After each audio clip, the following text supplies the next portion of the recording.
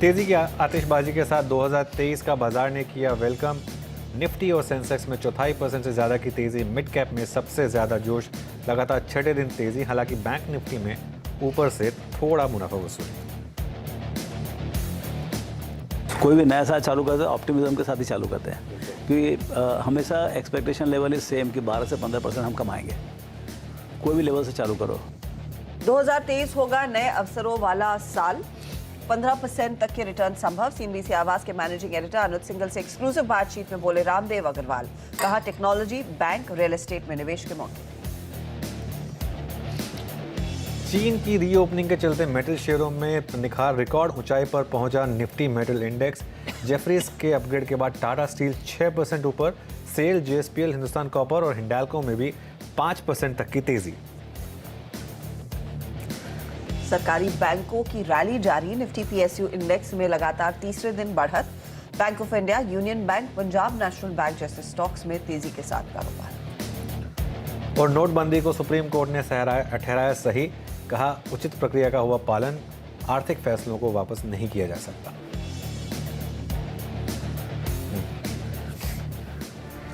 चलिए, मैं तो सोच रहा हूँ कि अगर गलत ठहरा देते तो क्या होता है। उसमें और तो कुछ वापस कैसे लेते हैं? वापस कैसे लेते हैं ये, मतलब मुझे लग रहा है कि ज़बरदस्ती जिसने भी किया है एक तरीके से कोर्ट का टाइम ही वेस्ट किया है। लेकिन आज कोर्ट ने बोल दिया कि खैर डिसीजन सही था।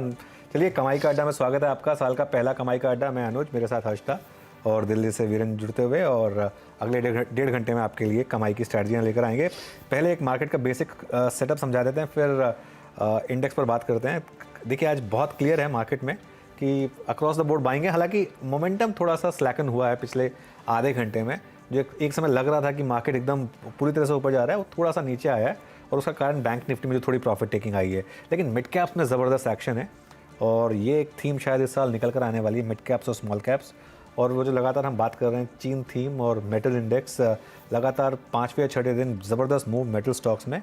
लेकिन उसी का नेगेटिव ऑटोज़ और एफएमसीजी पर, वहाँ पर क्लियरली इन्फ्लेशन प्रेशर और वॉल्यूम थोड़े लो हैं। तो हर्षता, देखते हैं क्या मामला निकल कर आता है। लेकिन फिर वही बात, फ्राइडे को लो वॉल्यूम पे मार्केट गिरा था, आज लो वॉल्यूम पे मार्केट ऊपर भी आया है। असेंशियली मार्केट अभी भी एक रेंज में है बेसिकली। हाँ, और असली खेल तो कल से शुरू होता हुआ दिखाई देगा, जब सारे विदेशी बाजार भी वापस लौटते हुए दिखाई देंगे छुट्टियों से। लेकिन हाँ, अच्छा खासा मोमेंटम और एडवांस डिक्लाइन रेशो बेहद पॉजिटिव ट्रेड में देखने को मिल रही है।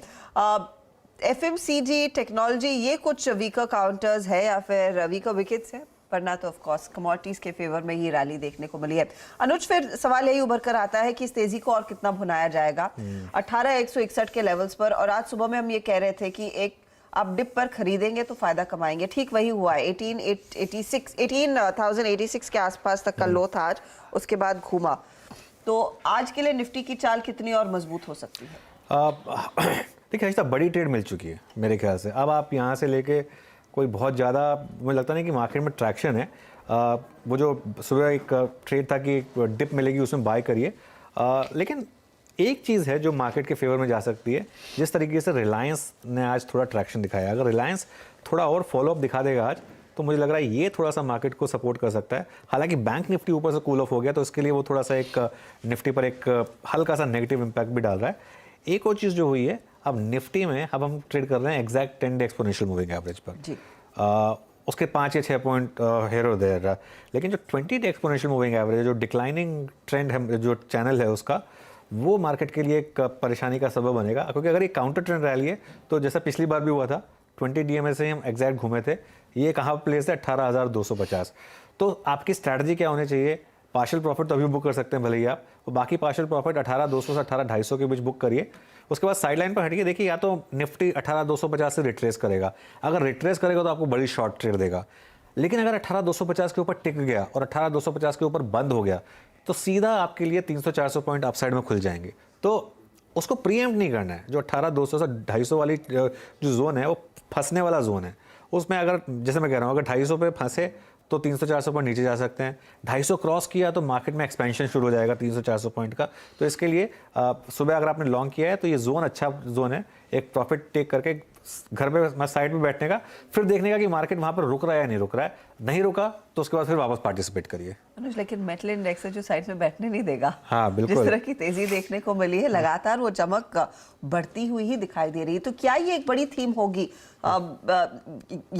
perhaps for the first half of the year? नहीं, देखिए बिल्कुल मेटल्स में एक जो लास्ट ट्यूसडे से जो हम बात कर रहे थे कि जब एक मार्केट आपको एक मैक्रो थीम दे, उसमें फिर छोटे प्रॉफिट ना लें। देखिए ट्रेडर्स का भी बड़ा पैसा तब बनता है जब आप फॉर एग्जांपल फ्राइडे को बहुत लोगों की टेम्पटेशन हुई होगी कि सेल में, नैल्को में, हिंडाल्को में, टाटा स्टील में सब में बुक कर लें। हाँ। अगर आपने वो किया होता, जो सबसे बड़ी रैली वो आज हुई है, वो आपने मिस कर दी होती। तो अगर फ्राइडे को आप कुछ ऑप्शंस ले गए होते घर, तो ज़बरदस्त पैसा बना होता। अच्छा, आप लोग पूछेंगे कि अच्छा फ्राइडे को तो नहीं किया, अब क्या करें।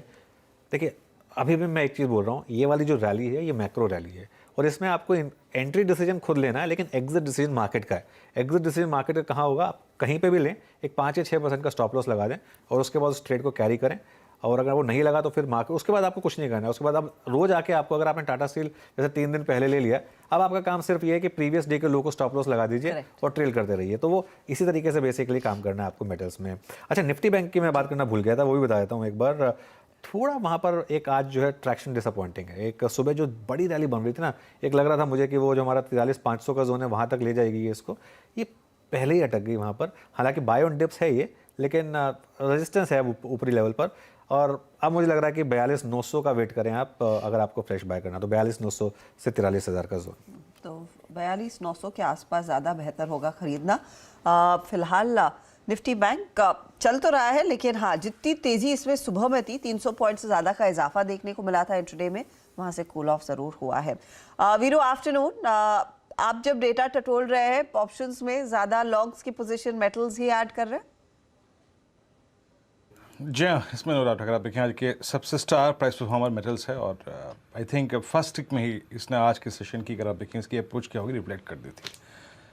At all time high metals में अगर आप देखें स्ट्रॉन्ग वेरिएशन हुआ है और देखिए शुक्रवार को भी था और रोलोवर्स भी काफ़ी स्ट्रॉन्ग थे, जिसको हम आई थिंक एक हफ्ते से डिस्कस कर भी रहे हैं। पीक रोलोवर्स थे JSW स्टील में और JSPL में, लेकिन अब स्प्रेड OI हर तरफ है। अगर मैं इस वक्त के OI गेनर्स को देखूँ, on the second day of the series, Tata steel आज तक करीब 14% OI बिल्डअप, सेल करीब 9% का, जिंदल स्टील 5.6 का, हिंडाल्को 5.1 का। बड़ी बात यह है कि टाटा स्टील ने आज 6 महीने की रेंज का ब्रेकआउट दिया है। मतलब लास्ट वीक तक और इवन फ्राइडे तक OI गेन ज़्यादा JSW स्टील और JSPL में था, लेकिन आज 6 महीने के ब्रेकआउट के बाद Tata steel top OI gainer बन गया है। इसकी ऑप्शन एक्टिविटी बहुत स्ट्रॉन्ग है। सुबह हमने इनफैक्ट कार्यक्रम में 120 की कॉल भी ली थी, तो Tata steel, SAIL, JSW steel, Jindal steel, Hindalco यहाँ पे स्ट्रॉन्ग वेरिएशन, लेकिन लीड कर रहा है अब टाटा स्टील और सेल। बैंकिंग में जो एक्शन है वो छोटे बैंकों तक सीमित है, सरकारी बैंकों तक सीमित है। सुबह कैनरा बैंक में स्विंग काफ़ी स्ट्रॉन्ग था, लेकिन अगर आप परसेंटेज के लिहाज से देखें तो IDFC फर्स्ट बैंक 7.2%, बंधन बैंक 4%, इसमें डेट कैट बाउंस विजिबल है। आई मीन 4% का OI गेन और बैंक ऑफ बड़ौदा करीब 2.9% का गेन। IT में एक बात कहनी होगी कि इंडेक्स चाहे जहां भी हो, इस वक्त भी आपकी स्क्रीन पर आप देखें IT इंडेक्स लगभग 127 अंकों पर ट्रेड कर रहा है, about 10 day exponential moving average. लेकिन पिछले कुछ सेशन में जब निफ्टी IT का पुलबैक हमें देखने को मिला, ज़्यादा कंसंट्रेशन, ज़्यादा अगर आप देखें फोकस्ड बाजार 2 स्टॉक्स पे है, कोफोर्ज और परसिस्टेंट। सबसे स्ट्रॉन्ग OI इस सीरीज़ के शुरुआती 2 सेशंस में इन स्टॉक्स ने खींचे हैं। जहाँ तक फार्मा का सवाल है, हर्षता, यहाँ पे आज गजब शॉर्टिंग है। एलकेम को देख लीजिए 4.4%, सिंजीन लगभग 3.1%, प्राइस डैमेज हर जगह है, लेकिन ज़्यादा अगर आप देखें OI यहाँ पे ऐड हुआ है। और एक और चीज़, आई थिंक जो लास्ट और उससे पहले हफ्ते जो कोविड फियर्स के बीच में अगर आप देखें, हमने पहले लॉन्ग्स बिल्डअप देखे थे फार्मा में, वो सिंक हुए और आज शॉर्टिंग विजिबल है और स्पेशली 2 डायग्नोस्टिक स्टॉक्स में काफ़ी पेन था। डॉक्टर लाल पैथलैब में आज 3.5% का OI गेन। तो ये कोविड फियर वाली थीम जो थी ना हर्षता, जो लास्ट वीक प्ले कर रही थी, वो सिंक होती हुई ह्यूज शॉर्टिंग देखने को मिली है यहाँ पर। चलिए, वो फिसल आउट हो रही है थीम, लेकिन जो थीम चल रही है या फिर जो स्टॉक्स चल रहे हैं वो भी आपकी स्क्रीन पर लेकर आएंगे, जहां पर आज बड़ा एक्शन बनता साफ दिखाई दे रहा है। आज देखिए ट्रेंडिंग काउंटर्स में क्लियरली कुछ ऐसे स्टॉक्स का जलवा है जहां पर आंकड़े बहुत ही जोरदार थे। अशोक लेलैंड 49% तक की ग्रोथ, डोमेस्टिक मार्केट में 45% ओवरऑल ग्रोथ, स्टॉक 3% ऊपर। नैल्को पूरे मेटल थीम में भागता हुआ, पीएफसी एक टॉपिक के तौर पर उभर कर आया था आज सुबह में मयूरेश जोशी की तरफ से, और अशोक लेलैंड के साथ साथ एमएनएम भी है जो आज करीब 1.1% ऊपर है। लेकिन ऐसे ही कुछ ऑटो के काउंटर्स हैं जो बिल्कुल चले नहीं हैं या फिर जिन्होंने निराश किया है। उसमें है बजाज ऑटो, लगभग 2-1.5% तक का नुकसान इस समय देखने को मिल रहा है।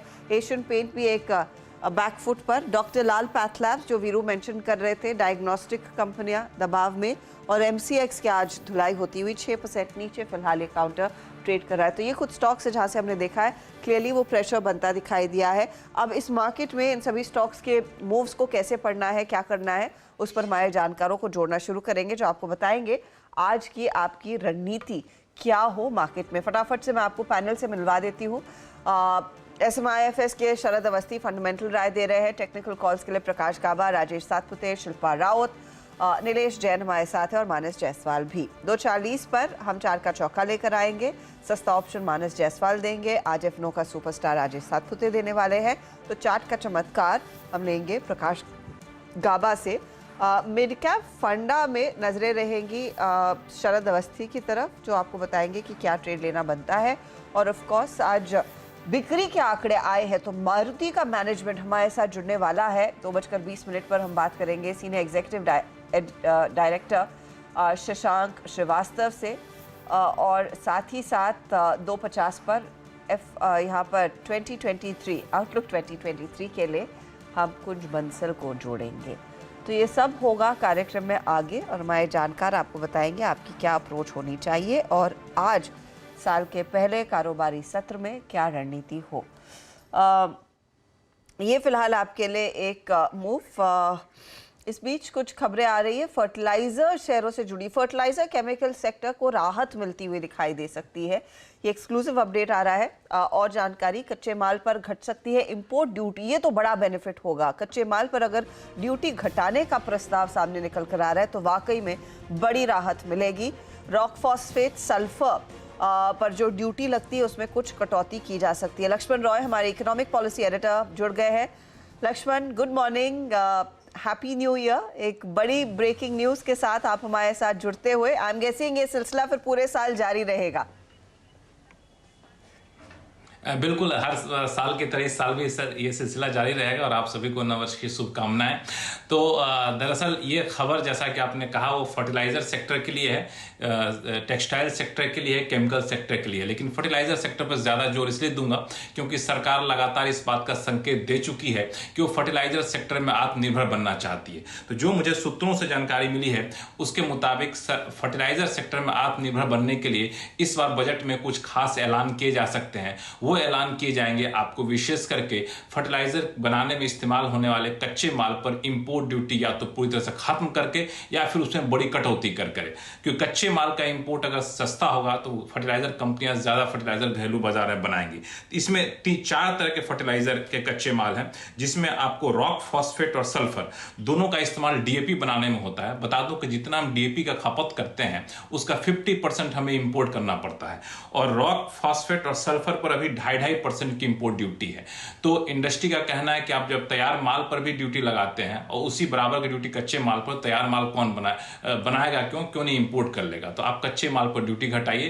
तो इस प्रस्ताव पर फर्टिलाइजर मंत्रालय पर चर्चा हुई, फिर फर्टिलाइजर मंत्रालय ने वित्त मंत्रालय के साथ सलाह मशविरा किया और अब इस पर काफी हद तक सहमति बनती हुई दिख रही है। और हो सकता है कि आप देखें कि रॉक फॉस्फेट और सल्फर पर इंपोर्ट ड्यूटी घट जाए। इसी तरीके से फॉस्फेरिक एसिड और अमोनिया है, इस पर भी इंपोर्ट ड्यूटी घट सकती है। इस पर 5% की इंपोर्ट ड्यूटी है। इससे डीएपी बनाना काफी ज्यादा आसान होगा। डीएपी के मामले में हम आत्मनिर्भर होते हुए चलेंगे। इसके अलावा केमिकल और टेक्सटाइल सेक्टर में भी इसी तरह कच्चे माल पर इंपोर्ट ड्यूटी घटने की संभावना है और सभी मंत्रालयों के बीच और वित्त मंत्रालय के बीच इस मुद्दे पर चर्चा भी हो चुकी है। ओके, तो वित्त मंत्रालय की ओर से अभी शायद अप्रूवल आना बाकी है, चर्चा हो गई है, लेकिन बड़े पैमाने पर दरअसल ये ड्यूटी जो लगती है उसमें कुछ छूट मिलती हुई दिखाई देगी। रॉक फॉस्फेट पर 2.5% ड्यूटी लगती है, वहां पर कुछ छूट आने के आसार है। केमिकल्स, फर्टिलाइजर स्टॉक्स रेडार पर, और पिछले हफ्ते से फर्टिलाइजर शेयरों में क्या रौनक देखने को मिली है। शुक्रिया लक्ष्मण इस अपडेट के लिए। ये बताइएगा शरद, आप इस खबर को कैसे पढ़ रहे हैं? पॉजिटिव डेवलपमेंट है, चूंकि डीएपी के लिए ज्यादा है तो मुझे लगता है पारादीप को ज्यादा बेनिफिट होगा। बट जनरली भी जिस तरीके से गैस की कीमतें नीचे आ रही हैं और पूरी रॉ मटेरियल चेन जो है फर्टिलाइजर में ज्यादातर के गैस डिपेंडेंट है, तो हमें लगता है ज्यादातर कंपनीज जो यूरिया बेस्ड भी हैं, चाहे चंबल हो चाहे नेशनल फर्टिलाइजर हो, उनको भी उसका फायदा काफी मिलना चाहिए। और बाकी सिर्फ डीएपी वाली न्यूज पे अगर आप देखें तो मुझे लगता है पारादीप फॉस्फेट को सबसे ज्यादा फायदा होना चाहिए। पारादीप फॉस्फेट्स अगर आप देखें आपकी टॉप प्रायोरिटी कॉल होगी आपकी स्क्रीन पे। लक्ष्मण जी बहुत बहुत शुक्रिया इस पूरी चर्चा के लिए, खबर के लिए। पारादीप फॉस्फेट्स आपकी स्क्रीन पे 59.35 पे आगे ट्रेड करता हुआ। ओके, खबर का सरोकार, और उस सरोकार का अगर आप देखें तो आई थिंक आपने स्टॉक स्पेसिफिक इंपैक्ट देखा आपकी स्क्रीन पर। पारादीप फॉस्फेट्स लगभग 59.55 पे डे हाई पर ट्रेड करता हुआ। मीनवाइल अब जरा इंडस्ट्रीज को फिर लेके आइए और आइए अब कार्यक्रम में कॉल्स का क्रम जो है वो शुरू करते हैं। पैनल पूरा का पूरा आपकी स्क्रीन पे है। राजेश सतपुते, मानस जायसवाल, नीलेश जैन, प्रकाश रावा और शिल्पा रावत। आज अगर आप देखें टेक्निकल और डेरिवेटिव पर्सपेक्टिव से आज इस कार्यक्रम में बात करेंगे। Second day of the series. पहले मानस आपके पास आऊँगा। I mean industries bank Nifty पे उसी क्लस्टर एग्जैक्टली शुक्रवार की कैंडल का हाई, गुरुवार की कैंडल का हाई नहीं अगर आप देखें बाइसेक्ट हो पाया। डायरेक्टर साहब सुबह के पिरामिड्स स्क्रीन पे रखिएगा प्लीज़ एक बार, और वो एग्जैक्टली दिखलाएंगे आपको कि मतलब क्या है आज के हाई के ना क्रॉस होने का। आपको याद होगा सुबह सुबह बात हमने की थी, 2,37,000 कॉन्ट्रैक्ट एफआईज शॉर्ट थे, कॉल शॉर्ट, अगर आपको याद हो सुबह। और इन दोनों पिरामिड्स को देखिए, 2.37 lakh contract short by FIIs, और एग्जैक्टली वही दोनों जोन बाइसेक्ट नहीं हुए। 18,200 76 लाख का आउटस्टैंडिंग हुआ था। प्लीज पिरामिड्स रखिएगा स्क्रीन पे, ये देखिए एफआईज 2,37,000 कॉन्ट्रैक्ट शॉर्ट, एग्जैक्टली वही जोन नहीं बाइसेक्ट हुआ। बैंक निफ्टी का पिरामिड लेके आइए, 43,500 की कॉल, सबसे ज्यादा कॉल शॉर्ट वही डेवलप हुआ था। ये देखिए एग्जैक्टली वही जोन जहां पे वो आखिरी के 3 कॉल राइटर्स हैं, बाइसेक्ट नहीं हुआ तो नहीं हुआ। मानस, अब हमें क्या है कि थोड़ा बाजार को बाइसेक्ट करके ट्रेड करना पड़ेगा। एफआईएस की तरफ से हायर लेवल्स पे सेलिंग आ रही है, ये क्लियरली विजिबल है। आपका टेक मार्केट्स पर, आपका कन्विक्शन कॉल। वीरेंद्र जी देखिए, मेरा समझना यह है कि क्योंकि निफ्टी पिछले 2 दिनों से एक साइडवेज रेंज में ट्रेड करने लगा है, हाई लेवल पे 20 डे मूविंग एवरेज पे रेजिस्टेंस फेस करने लगा है, और नीचे की तरफ अगर हम निफ्टी की बात करें तो 18,000 पे एक सपोर्ट दिखता है। तो जब तक ये रेंज ब्रेक ना हो, ऊपर की तरफ 18,250 के ऊपर निफ्टी ना जाए और नीचे की तरफ 18,000 के लेवल्स को ब्रीच ना करे, उसके नीचे ना जाए, तब तक आई थिंक बेटर आइडिया है कि आप स्टॉक स्पेसिफिक या सेक्टर स्पेसिफिक ट्रेड करें। निफ्टी और बैंक निफ्टी को छोड़ दे तो बेहतर रहेगा। इस टाइम के लिए अगर एक रिकमेंडेशन होगा तो वो परसिस्टेंट सिस्टम पे खरीदारी करने की राय रहेगी। देखिए यहाँ पर गिरावट देखने को मिली थी, लेकिन स्टॉक ने अपने 100 डे मूविंग एवरेज के आसपास सपोर्ट लिया, कंसोलिडेशन दिखाया। फाइनली आज स्टॉक ने अपने 20 डे मूविंग एवरेज को ब्रीच कर दिया, उसके ऊपर निकला, वहां पर वॉल्यूम्स देखने को मिले। तो ये क्लियर कट रिवर्सल का साइन है। 60 मिनट चार्ट पे जाएंगे तो वहां पर आपको हाई टॉप्स हायर बॉटम्स का ट्रेंड दिखने लगेगा। तो परसिस्टेंट सिस्टम पे खरीदारी करेंगे। 39.49 का ये कैश लेवल्स है, 39.49 के स्टॉप लॉस से आपको खरीदारी करनी है। आई थिंक आपको 4150 तक के स्तर बहुत जल्द देखने को मिल जाएंगे, और आप ऑप्शन के थ्रू भी इस तेजी को में पार्टिसिपेट कर सकते हैं। 4100 का कॉल ऑप्शन जो कि 90-92 रुपए के आसपास ट्रेड कर रहा है, वहां पर खरीदारी करिए। 20 रुपए नीचे आपको स्टॉप लॉस रखना है तो 69 के स्टॉप लॉस से खरीदारी करिए 4900 के कॉल ऑप्शन में, और 135 रुपए की टारगेट सेट करिए। ओके, तो ये फिलहाल आपके लिए परसिस्टेंट सिस्टम्स का एक ट्रेड जहां पर एक तेजी की व्यू आ रही है। मेरी इनफैक्ट नज़रें अभी भी जीएसएफसी, चंबल, आरसीएफ जैसे ट्रेड्स पर है, और जीएसएफसी वाला ट्रेड आपकी स्क्रीन के सामने फिर लेकर आते हैं। पिछले हफ्ते भी इसकी चर्चा हुई थी, पिछले हफ्ते भी इसमें अच्छा खासा इजाफा बनता दिखाई दिया, और आज फिर इस खबर के बाद 1% ऊपर आ रहा है। मानस, इस पर कोई टेक्निकल व्यू है जीएसएफसी या फिर चंबल? देखिए, अगर हम जीएफएफसी की बात करें तो अभी करीब 3 दिन पहले 200 डे मूविंग एवरेज ब्रीच हुए थे, लेकिन उसके बाद स्टॉक कंसोलिडेट कर रहा है। ऊपर की तरफ 145 पे रेजिस्टेंस दिखता है, नीचे की तरफ 135 जो कि 20 डे मूविंग एवरेज है, वहां पर सपोर्ट दिखता है। तो जब इस रेंज के बाहर आएगा, अगर 145 के ऊपर निकलेगा तभी जीएसएफसी में खरीदारी करेंगे। उससे पहले अगर आपके पास लॉन्ग पोजीशन है तो आप बने रहिए 134 रुपए के स्टॉप लॉस के साथ। और चंबल में भी स्ट्रेटजी वही रहेगी कि अभी आप अपनी पोजीशन में बने रह सकते हैं, लेकिन फ्रेश खरीदारी के लिए 315 के ऊपर का ब्रेकआउट का आपको इंतजार करना पड़ेगा। क्लीन फर्टिलाइजर कंपनियों के ट्रेड जो आपने पिछले हफ्ते से लिए हैं उसमें बने रहे, आगे और एक्शन आएगा। और वैसे भी फर्टिलाइजर, रेलवे, जनवरी के महीने में ये एक हॉट सेक्टर होते हैं, क्योंकि जैसे जैसे हम बजट के करीब जाते हैं वो एक्सपेक्टेशंस भी बिल्ड होने लगती है और फर्टिलाइजर को लेकर राहत आने की पूरे आसार हैं। ये लक्ष्मण रॉय हमारे इकोनॉमिक पॉलिसी एडिटर कुछ ही देर पहले बता रहे थे। चलिए अब दूसरे ट्रेड्स पर लौटते हैं। राजेश सातपुते, बताइए आपका ट्रेड क्या रहेगा? गुड आफ्टरनून हर्षदा जी। हर्षदा जी देखिए, मैं सेल करूंगा। मेरे हिसाब से आज यहाँ पे थोड़ा प्रेशर जो है वो ब्रिटानिया में दिख रहा है। So it is at 43.10। आपको सेल करना है 43.40 के स्टॉप लॉस के साथ, यानी 30 रुपीज का स्टॉप लॉस मैं मेंटेन करूंगा। और जो सपोर्ट बनता है वो बनता है करीबन 4,235 पे। तो करंट लेवल से आप कह सकते हैं करीबन 70-75 रुपीज का फॉल मुझे लगता है ब्रिटानिया में आना चाहिए। ब्रिटानिया आपके स्क्रीन पर आप देखें, ये सेल कॉल है। जरा प्लीज़ स्ट्रक्चर लिखे आइए स्क्रीन पर। ब्रिटानिया, ये राजेश जी अमूमन अगर आप देखें स्ट्रीट को लॉन्ग साइड पे बखूबी खेलते हैं, बट यस ब्रिटानिया दरअसल हुआ क्या कि नवंबर दिसंबर इस स्टॉक को बिलोंग करता है जनाब। ये स्टॉक लगभग 3700 रुपये से लेके आप समझ लीजिए मेरे ख्याल से इसने 800 साढ़े 800 रुपये का स्विंग दिया था। And first time ever I think post that date 4 नवंबर के बाद पहली बार ऐसा है जनाब कि इसमें एक नेगेटिव क्रॉसओवर आ रहा है 10 और 20 डे एक्सपोनेंशियल मूविंग एवरेज का। तो पेन तो है जनाब इस स्टॉक में। प्रकाश सर बताइए आपकी कॉल क्या हो इस वक्त, क्या चेज कर रहे हैं? इस बीच निफ्टी को लेके आइए एकदम से। अगर आप देखें 3 मिनट चार्ट्स पे आप जरा इसको देखिएगा एक बार। 175 के क्लस्टर से 125 50 पॉइंट सिंगल ट्रांच में शेड कर दिया। प्रकाश सर आपकी कॉल क्या है?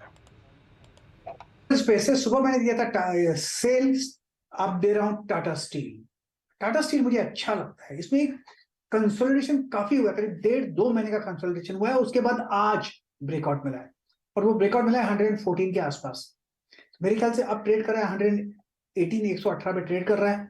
मुझे लगता है ये 130 के तरफ जा रहा है। 125 130 का ये जोन है, वहां तक जाना चाहिए। स्टॉप होगा 114 टाटा स्टील पर ध्यान देना चाहिए on the long side. Okay जी हाँ, टाटा स्टील याद रखिएगा top Y gainer in the metal space. सुबह इसमें एक 6 मंथ रेंज का ब्रेकआउट आया था, उस वक्त हमने एक लॉजिकल ट्रेड लिया था और ट्रेड दिया था मानस जी ने, मुझे अच्छी तरीके से याद है। वो कॉल स्क्रीन पे 120 टाटा स्टील की गई थी स्क्रीन पे लगभग 3 रुपये के आसपास। एक सेकंड मैं चेक करता हूँ कि यहाँ पे ये कॉल कहाँ तक गई थी। टाटा स्टील .call.320 ये अप्रॉक्सीमेटली अगर आप देखें ये जो स्क्रीन पे गई थी, नहीं मेरा अगर आप देखें प्रीमियम डाटा साहब प्लीज़ स्क्रीन पे रखेंगे 120 की, सॉरी माफ़ कीजिएगा, ये इंट्राडे में गई थी करीब आप समझ लीजिएगा कि 4 रुपये 70 पैसे दिखा रहा है मेरे ख्याल से। I am not sure. Manas क्या एक बार के लिए कवर करें इस कॉल को या फिर अभी होल्ड रखें? अगर ये 118 पैसे पे क्लोजिंग आ रही है तो मैं ट्रेड रिव्यू ले रहा हूँ आपसे यहाँ पर।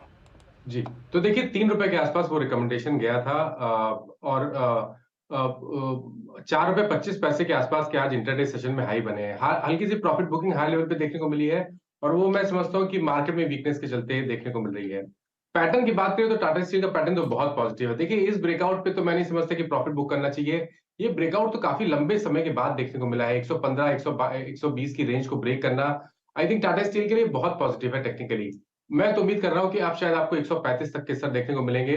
तो जब तक आप ट्रेड में है और एक सही ट्रेड में है तो बेटर स्ट्रेटजी रहती है कि स्टॉप लॉस को ऊपर रिवाइज कर लो और उस ट्रेड में बने रहें।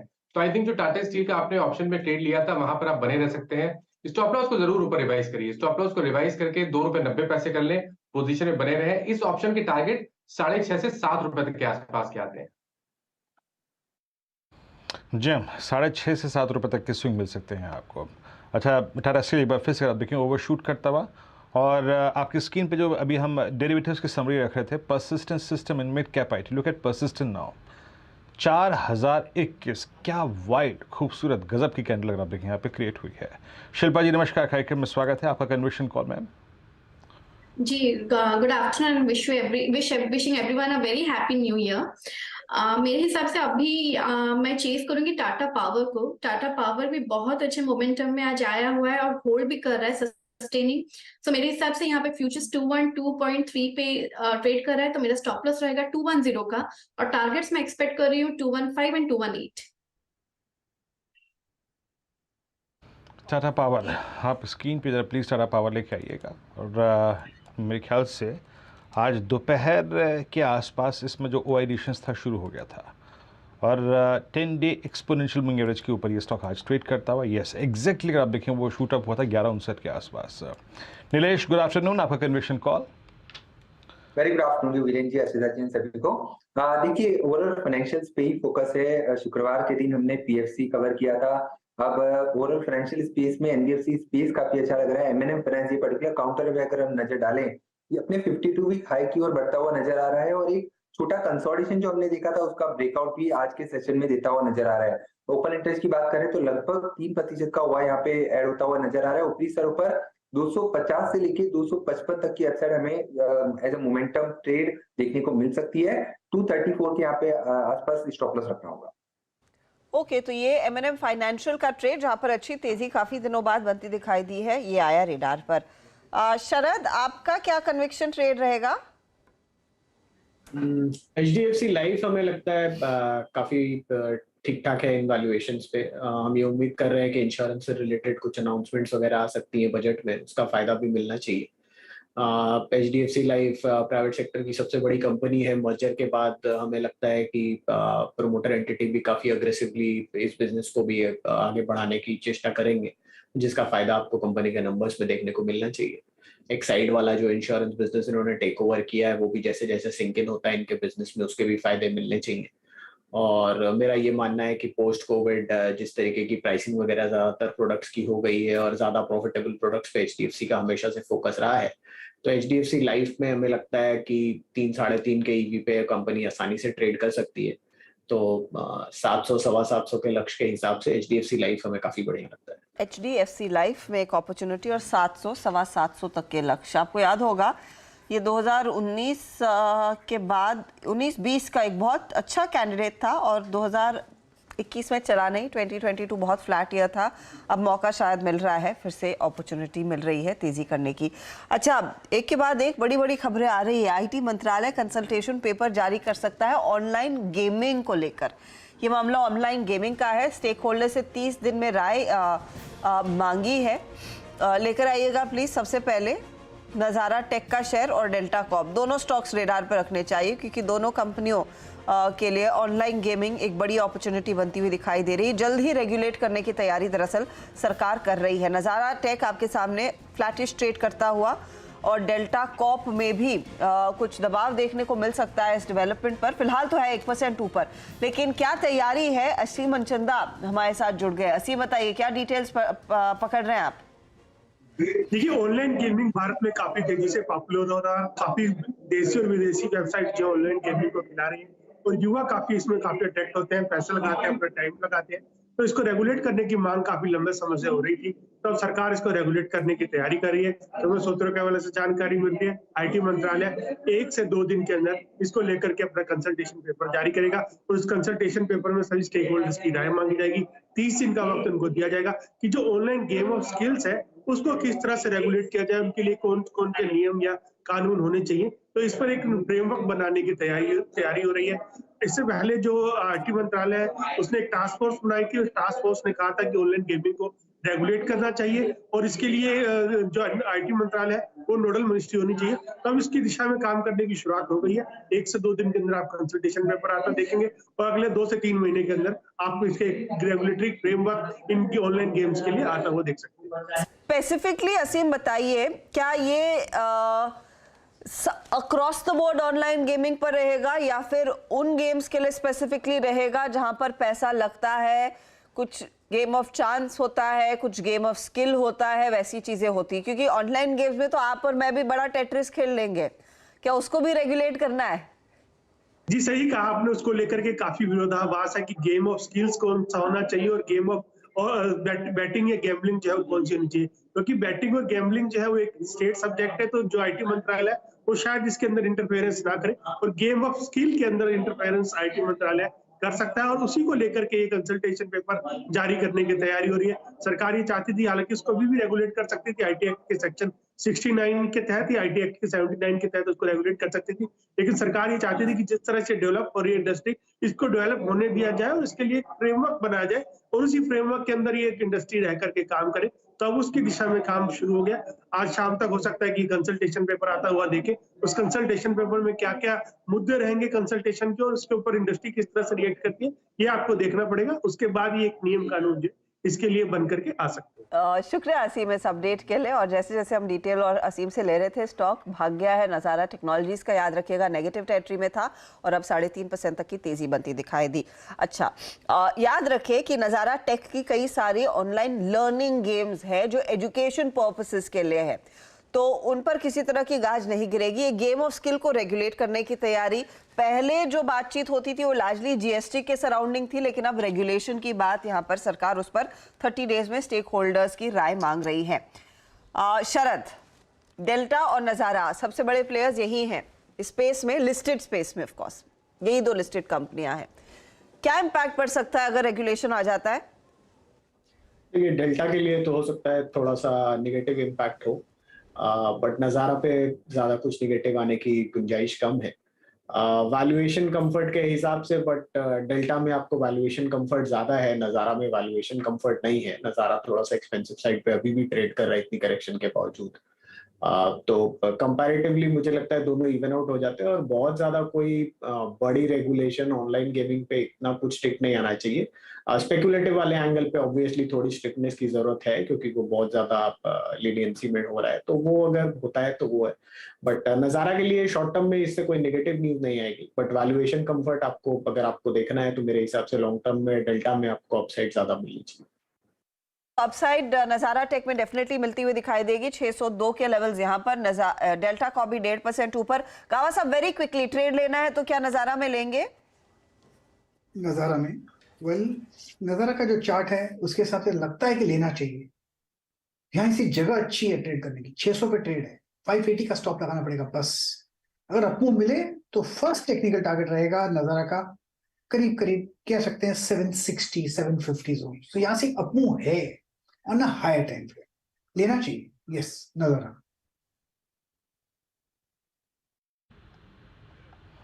ओके, नज़ारा टेक्नोलॉजीज आपकी स्क्रीन पे 601.90 पे डे हाई की ट्रैजेक्टरी मार्केट ट्रेड करता हुआ शानदार मूव यहाँ पर है।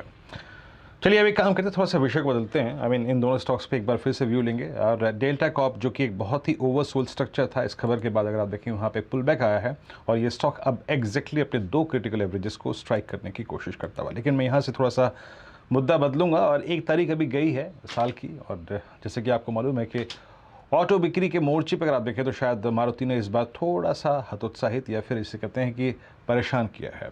टाटा मोटर्स के नंबर्स काफ़ी स्ट्रॉन्ग रहे थे और आपकी स्क्रीन पर आप देखें स्टॉक 8394 पे। यकीन मानिए मंथ ऑफ नवंबर एंड दिसंबर इनके लिए काफ़ी ख़राब रहा in terms of price. I think 9700 का हाई लगाया था इस स्टॉक ने, आज 8390 पे खड़ा हुआ है। इन घरेलू बिक्री के आंकड़ों पे एग्जैक्टली बात करने के लिए और जो नए साल का जो डिमांड आउटलुक है उससे बातचीत करने के लिए हमारे साथ कंपनी के senior executive editor Shashank Srivastava मौजूद हैं इस पर बातचीत करने के लिए। शशांक जी नमस्कार, कार्यक्रम में स्वागत है। एग्जैक्टली अगर आप देखेंगे दिसंबर की बिक्री का ट्रेंड कैसा रहा, और अगर मैं आपसे पूछूं कि हर वर्टिकल्स में हर सेगमेंट में इस बार ग्रोथ कैसी रही दिसंबर के महीने में, तो क्या कहेंगे आप? इसमें 2 चीजें हैं, एक तो होलसेल के नंबर हैं और एक रिटेल के नंबर हैं। होलसेल के नंबर दिसंबर में जनरली थोड़े से म्यूटेड रहते हैं बिकॉज इन्वेंट्री लेवल्स डीलर्स और ओईएम्स अपनी कंट्रोल करते हैं, और यही वजह है अगर आप होलसेल नंबर देखें तो 2,76,000 इंडस्ट्री में सेल हुआ है। अगर उसका मुवाजना आप पिछले साल से करें 2,55,000 था, यानी कि करीब इजाफा 8.3% का हुआ है इंडस्ट्री में। लेकिन जहां तक रिटेल का सवाल है, रिटेल के हिसाब से 4,11,000 का रिटेल हुआ है, जो आज तक का सबसे ज्यादा रिटेल है कोई भी महीने में हिंदुस्तान की ऑटो इंडस्ट्री की तारीख में। और पिछले साल जो है ये आंकड़ा 3,20,000 था, यानी रिटेल में 28.4% का इजाफा हुआ है। शशांक जी, मुझे ये बताइए रिटेल डिमांड के मजबूती के पीछे क्या कारण है? क्या जब आप नंबर्स को बेसिकली परखते हैं तो क्या ये पेंडिंग डिलीवरीज है या फिर नई डिमांड जनरेट होती हुई दिखाई दे रही है? जी, इसमें 2 चीज़ें थी। एक तो अगर आपने गुज़िश्ता 6 महीनों का अगर आपने आकलन किया हो तो होलसेल के नंबर रिटेल से ज़्यादा थे पिछले 6 महीने में। ज़्यादा जो ओपनिंग स्टॉक था दिसंबर का वो इंडस्ट्री में अच्छे लेवल पे आ गया था, करीब 2.5 लाख के 2,45,000 2,50,000 के दरमियान। तो अवेलेबिलिटी बेहतर हो गई थी और प्रोडक्शन थोड़ा सा इसलिए भी बेहतर हुआ है नवंबर तक, क्योंकि सेमीकंडक्टर का इशू थोड़ा सा बेहतर हुआ है। तीसरी चीज की है, जैसे आपने सही फरमाया कि जो पेंडिंग बुकिंग्स थी इंडस्ट्री में, आज भी करीब 7.25 लाख के करीब पेंडिंग बुकिंग्स हैं। मारुति सुजुकी की पेंडिंग बुकिंग्स आज भी 3,63,000 के करीब है। तो उससे काफी सहूलियत हुई डिलीवरीज करने में, और यही वजह है कि ये महीना जो दिसंबर का था उसमें रिटेल सबसे आज तक का सबसे ज्यादा रिटेल 4,11,000 के करीब। अच्छा शशांक जी, यह जो ये अक्टूबर नवंबर दिसंबर ये 3 महीने और स्पेशली दिसंबर में आते आते विटारा की सेल्स कैसी रही, और जो इसका आपका जो वेटिंग पीरियड था, जो कि इनिशियली अगर आप देखें काफ़ी वाइड था, काफ़ी अगर आप देखें बड़ा वेटिंग पीरियड था, आप उसको रिड्यूस करके कितना ले आए हैं? जहां तक विटारा का ताल्लुक है, उसकी बुकिंग बहुत अच्छी आ रही हैं। उसकी फिगर अब 1 लाख के ऊपर निकल गई है, और ये जैसा हमने शुरुआती दौर में आकलन किया था उससे ज्यादा, उम्मीद से ज्यादा मैं कहूँगा बुकिंग्स आ रही हैं वहाँ। लेकिन हमें थोड़ा सा प्रोडक्शन का इशू है। हमारा प्रोडक्शन पूरी तरह नहीं हो पा रहा है सेमीकंडक्टर सप्लाई के चलते, इसलिए इसकी वेटिंग काफी है। अभी हम करीब 8,000 के करीब विटारा बना पा रहे हैं महीने की, और जबकि बुकिंग्स 1 लाख के करीब है। तो जैसे आप समझ सकती हैं 8-9 महीने की वेटिंग इस तरह से सिंपल कैलकुलेशन करें तो है। शशांक जी, लेकिन स्मॉल कार सेगमेंट जिस पर आपकी सबसे ज्यादा पकड़ रही है इतने सालों में, रिपोर्ट से सजेस्ट करती है कि डिमांड बहुत ही फीकी है। तो क्या आपको लग रहा है सिचुएशन थोड़ा नरम पड़ रहा है, डिमांड आउट है, चल क्या रहा है यहाँ पर? जी, एग्जैक्ट सिचुएशन तो ये है कि अगर हम इस जो रवा जो माली साल है, यानी जो करंट ईयर है, फाइनेंशियल ईयर है, उसमें तो जो हैचेस हैं उनकी ग्रोथ अच्छी रही है। इनकी ग्रोथ एक्चुअली 18% के करीब रही है। लेकिन अगर आप उसका मुवाजना 3 साल पहले की वॉल्यूम से करें तो हाँ, वो 3 साल के वॉल्यूम जो पहले थे उससे कम है। अब अगर आप 21-22 माली साल से उसको कंपेयर करें, जैसे 21-22 साल में 21-22 के जो फाइनेंशियल ईयर था उसमें 11,60,000 के करीब, 11,52,000 के करीब छोटी गाड़ियां बिकी थी। और इस साल ये उम्मीद है, जिस तरह से इसमें बढ़ोतरी हुई है, ये उम्मीद है कि ये आंकड़ा 13,60,000 या 13,70,000 तक जाएगा, यानी एक अच्छी ग्रोथ रहेगी। लेकिन ये भी बात सही है कि अगर इसका मुवाजना आप 3 साल पहले के सेल से करें तो जब 15,60,000 के करीब छोटी गाड़ी बिकी थी, तो उस हिसाब से ड्रॉप हुआ है। और ये बात हमने पहले भी करी है कि अफोर्डेबिलिटी फैक्टर छोटी गाड़ियों में कंज्यूमर के लिए नेगेटिव हुआ है, और यही वजह है कि ये ओवरऑल वॉल्यूम कम हुआ है। Also, the percentage of the sale of small cars in the industry has come down from about 44-45% to about 35-36% this year. Okay sir, यहाँ पर एक और चीज जिसको लेकर इस समय बातचीत मार्केट में भी खूब चल रही है कि अगर बाकी बड़ी ग्लोबल इकोनॉमीज में रिसेशन आएगा तो शायद हम पर भी इसकी मार पड़ सकती है। अब एक चीज तो हम देख ही रहे हैं कि मेटल के प्राइसेस आसमान छू रहे हैं, वहां पर फिर से स्पाइक आ गया है चाइना के चलते। तो ऐसी क्या कोई किसी तरह की मंदी की आहट आपको सुनाई दे रही है? क्या उसका डिमांड पर कुछ इम्पैक्ट आ सकता है? देखिए, अभी डिमांड फ्रंट पे तो नहीं दिख रहा है फ्रैंकली।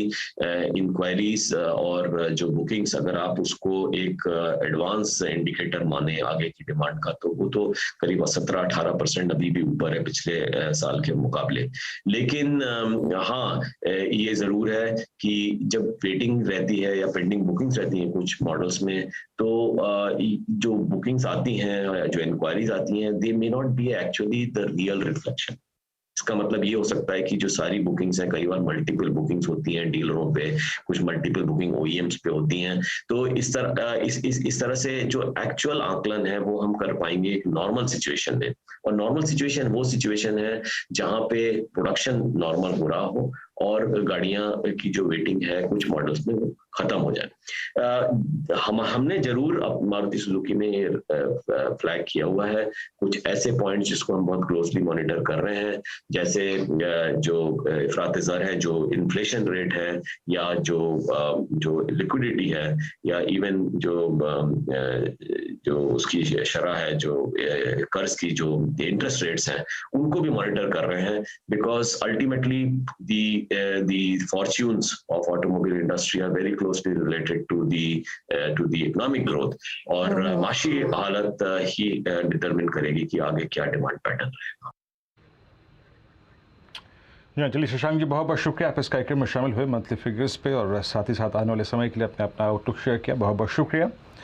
एक बार मारुति स्क्रीन पे लेके आइएगा। मारुति अगर आप देखें, वाकई जैसे कि मैं कह रहा था कि नवंबर दिसंबर इनके लिए काफ़ी पेनफुल रहा और मारुति आपकी स्क्रीन पर इस वक्त एक सेकेंड ट्रेड करता हुआ, अगर मैं एवरेजेस के लिहाज से देखूं, below all moving averages 8398। I mean ठीक है आज पुल बैक है, but still I mean the shortest moving average 10 day exponential moving average उसके भी नीचे ट्रेड कर रहा है। मानस, अभी कोई थॉट लगाना चाहिए यहाँ पर लॉन्ग के पर्सपेक्टिव से? सेल्स फिगर्स में अगर आप देखें ऐसा कोई भी उत्साह नहीं था कि बाजार इसको पिक करे, बट एनी पर्टिकुलर पॉइंट जिसके बाद आप थोड़ा सा इस पर पॉजिटिव व्यू रखेंगे? क्योंकि अभी तो 20 डे छोड़िए 200 day even 10 day exponential moving average bisect नहीं हुआ है। देखिए, अगर हम बेसिक स्ट्रक्चर की बात करें तो बेसिक स्ट्रक्चर तो अभी भी वीक है, क्योंकि lower top lower bottom chart पे अभी भी दिख रहे हैं। पिछले करीब 3 दिनों से स्टॉक अपने 200 डे और 20 डे मूविंग एवरेज के आसपास रेजिस्टेंस फेस कर रहा है। तो जब ये लेवल्स ब्रेक होंगे, जब 20 डे और 200 डे मूविंग एवरेज के ऊपर निकलेगा, जो कि 8500 के आसपास है, तभी यहाँ पर खरीदारी करनी चाहिए। उससे पहले आई थिंक बेटर आइडिया कि आप वॉच लिस्ट पे रखिए, क्योंकि करेक्शन हमने अच्छा खासा करेक्शन देखा है टॉप, अगर हम ऊपर से देखें तो वॉच लिस्ट पे रखना चाहिए, लेकिन खरीदारी अभी नहीं करनी है। खरीदारी केवल ब्रेकआउट पे करेंगे जब 8500 8520 के लेवल्स ब्रेक हो जाएंगे, क्योंकि उसके बाद तो आपको करीब 300 से 400 रुपए का आपको मारुति में फौरन देखने को मिल जाएगा। आपकी स्क्रीन पे 8400 पे ट्रेड करता हुआ। खैर चलिए अभी काम करते हैं, 4 का चौका की शुरुआत करते हैं। ऑलमोस्ट 242 यानी कि 2.3 हो चुके हैं। कुछ ट्रेड्स को पिक करते हैं। सस्ता ऑप्शन मानस जी के सौजन्य से आएगा। FNO सुपरस्टार राजेश सतपुते जी, 4 का चमत्कार प्रकाश कावासार और साथ ही साथ मिड कैप फंडा शरद अवस्थी जी के सौजन्य से इस कार्यक्रम में अब आएगा। मानस, शुरुआत आपसे। सस्ता ऑप्शन बताइए क्या पिक कर रहे हैं? देखिए, 2 स्टॉक PFC और REC दोनों चार्ट से बेहतरीन लग रहे हैं, लेकिन मेरी प्रेफरेंस PFC होगी, क्योंकि आज स्टॉक ने एक फ्रेश ब्रेकआउट 147 148 के ऊपर दिया है। तो PFC का 150 का कॉल ऑप्शन लेंगे, 3 रुपए 90 पैसे के आसपास ट्रेड हो रहा है, वहां पर खरीदारी करेंगे। 2 रुपए के स्टॉप लॉस से खरीदारी करेंगे। मेरा समझना है कि इस ऑप्शन में आपको 8 रुपए और 9 रुपए के टारगेट सेट करने हैं, तो 150 का PFC का कॉल ऑप्शन में खरीदारी करने की राय रहेगी। 150 का कॉल। जनाब ये दोनों स्ट्रक्चर्स मैं यहाँ पे सिर्फ कुछ वर्ड सेट कर रहा हूँ।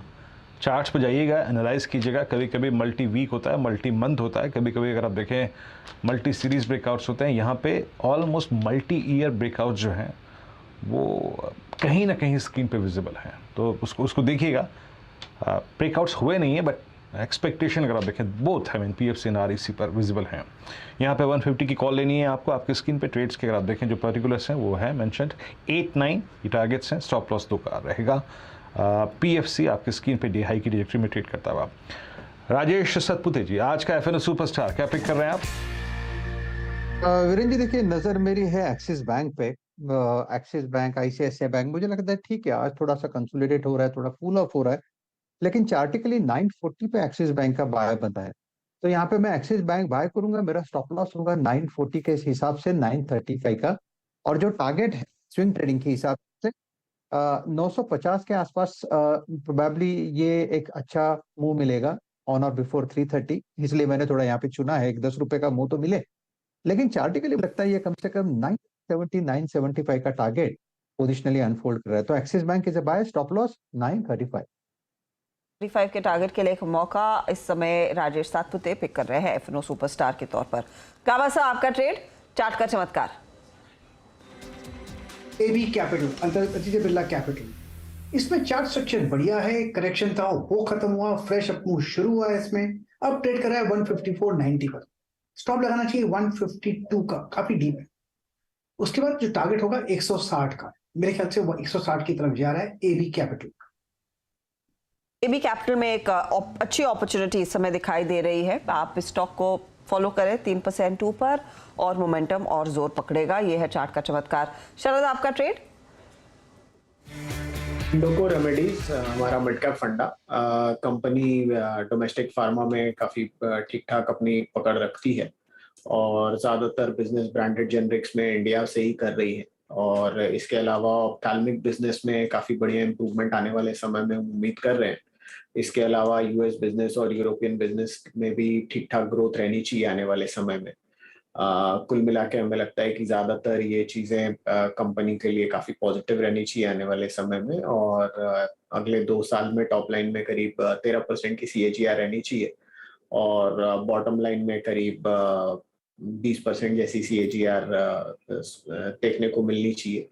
तो इसकी वजह से हमें लगता है FY24 की EPS पे अगर 16-17 टाइम भी स्टॉक ट्रेड करता है तो 469 के टारगेट के हिसाब से इंडोको रेमेडीज से काफी बड़ी बेट है। फिलहाल वो ट्रेड्स आपके सामने आते हुए, इंडोको रेमेडीज जो अभी अभी आपने सुना, ये है मिड कैप फंडा जो शरद ने दिया है, बाय कॉल, अच्छे रिटर्न्स बनने के आसार। अब आइए अगले 3 ट्रेड्स पर।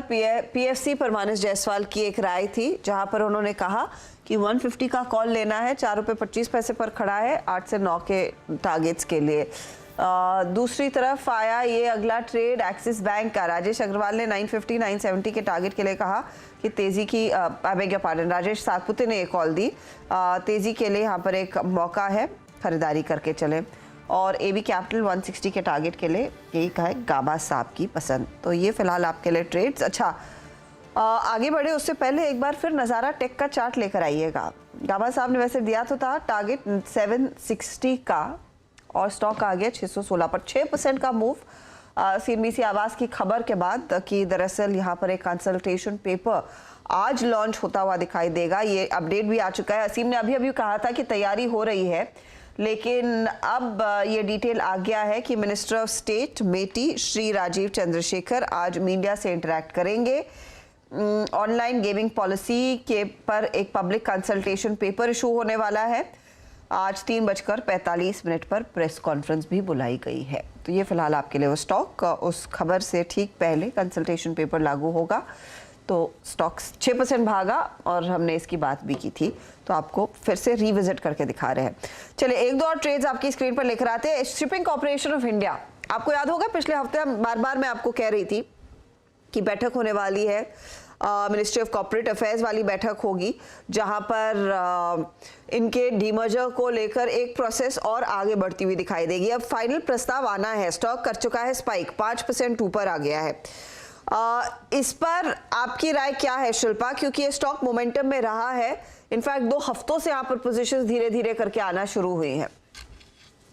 Harshita, actually it's not an FNO, so it's not possible for me to comment. I'm so sorry ma'am, I forgot कि आप सिर्फ FNO वाला ट्रेड लेंगी। नीलेश, आपकी नजर गई है क्या शिपिंग कॉर्पोरेशन पर? बिल्कुल अर्चना जी, देखिए पिछले 6 से 8 ट्रेडिंग सेशन में देखें तो ये तीसरा अटेम्प्ट है 145 के लेवल को पार करने का। 145 लेवल बहुत ही क्रूशियल लेवल है, क्योंकि ये इस 2022 के जनवरी सीरीज में जो हाई बने थे उसको ब्रेक होने की तैयारी हो रही है। तो अभी ब्रेकआउट अवेटेड है 145 के ऊपर, अगर सस्टेन करेगा फिर यहाँ पे एक बड़ी तेजी की संभावनाएं बनती हुई नजर आएगी। उसके बाद 155 से 160 तक की ओर काउंटर जाता हुआ नजर आ सकता है। करंट लेवल पे जिनके बाद लॉन्ग पोजीशन है बने रह सकते हैं। 135 के आसपास का स्टॉप लॉस रखे क्लोजिंग बेसिस पे। करंट लेवल पे कोई फ्रेश पोजीशन इनिशिएट करने की सलाह नहीं होगी। पर फ्रेश पोजीशन ना ले, लेकिन स्टॉप लॉस के साथ अगर आपके हाथ में ट्रेड है कैरी कीजिएगा। कोर और नॉन कोर एसेट्स का विनिवेश होने वाला है। अब सरकार की तरफ से वो प्रस्ताव आना है कि फाइनली कब शुरू होता हुआ दिखाई देगा ये विनिवेश। 60% से ज्यादा शेयर होल्डिंग है जो सरकार डाइवेस्ट करेगी। तो शिपिंग कॉर्पोरेशन आपकी स्क्रीन पर। शिल्पा, आपके लिए खास रेन इंडस्ट्रीज, वायदे का ट्रेड, आज पहला सत्र 2023 का और 6% के OI के साथ यहाँ पर खरीदारी हुई है, 4% ऊपर है स्टॉक। चार्ट्स क्या कहते हैं? जी, अगर रेल इंडस्ट्री देखेंगे तो अभी एक्चुअली 178 के ऊपर अभी एक ब्रेकआउट आया है। मेरे हिसाब से यहाँ पे 174 का स्टॉप लॉस लगाइए, आपको टारगेट्स इजीली 192 एंड 198 तक भी देखने को मिलेंगे।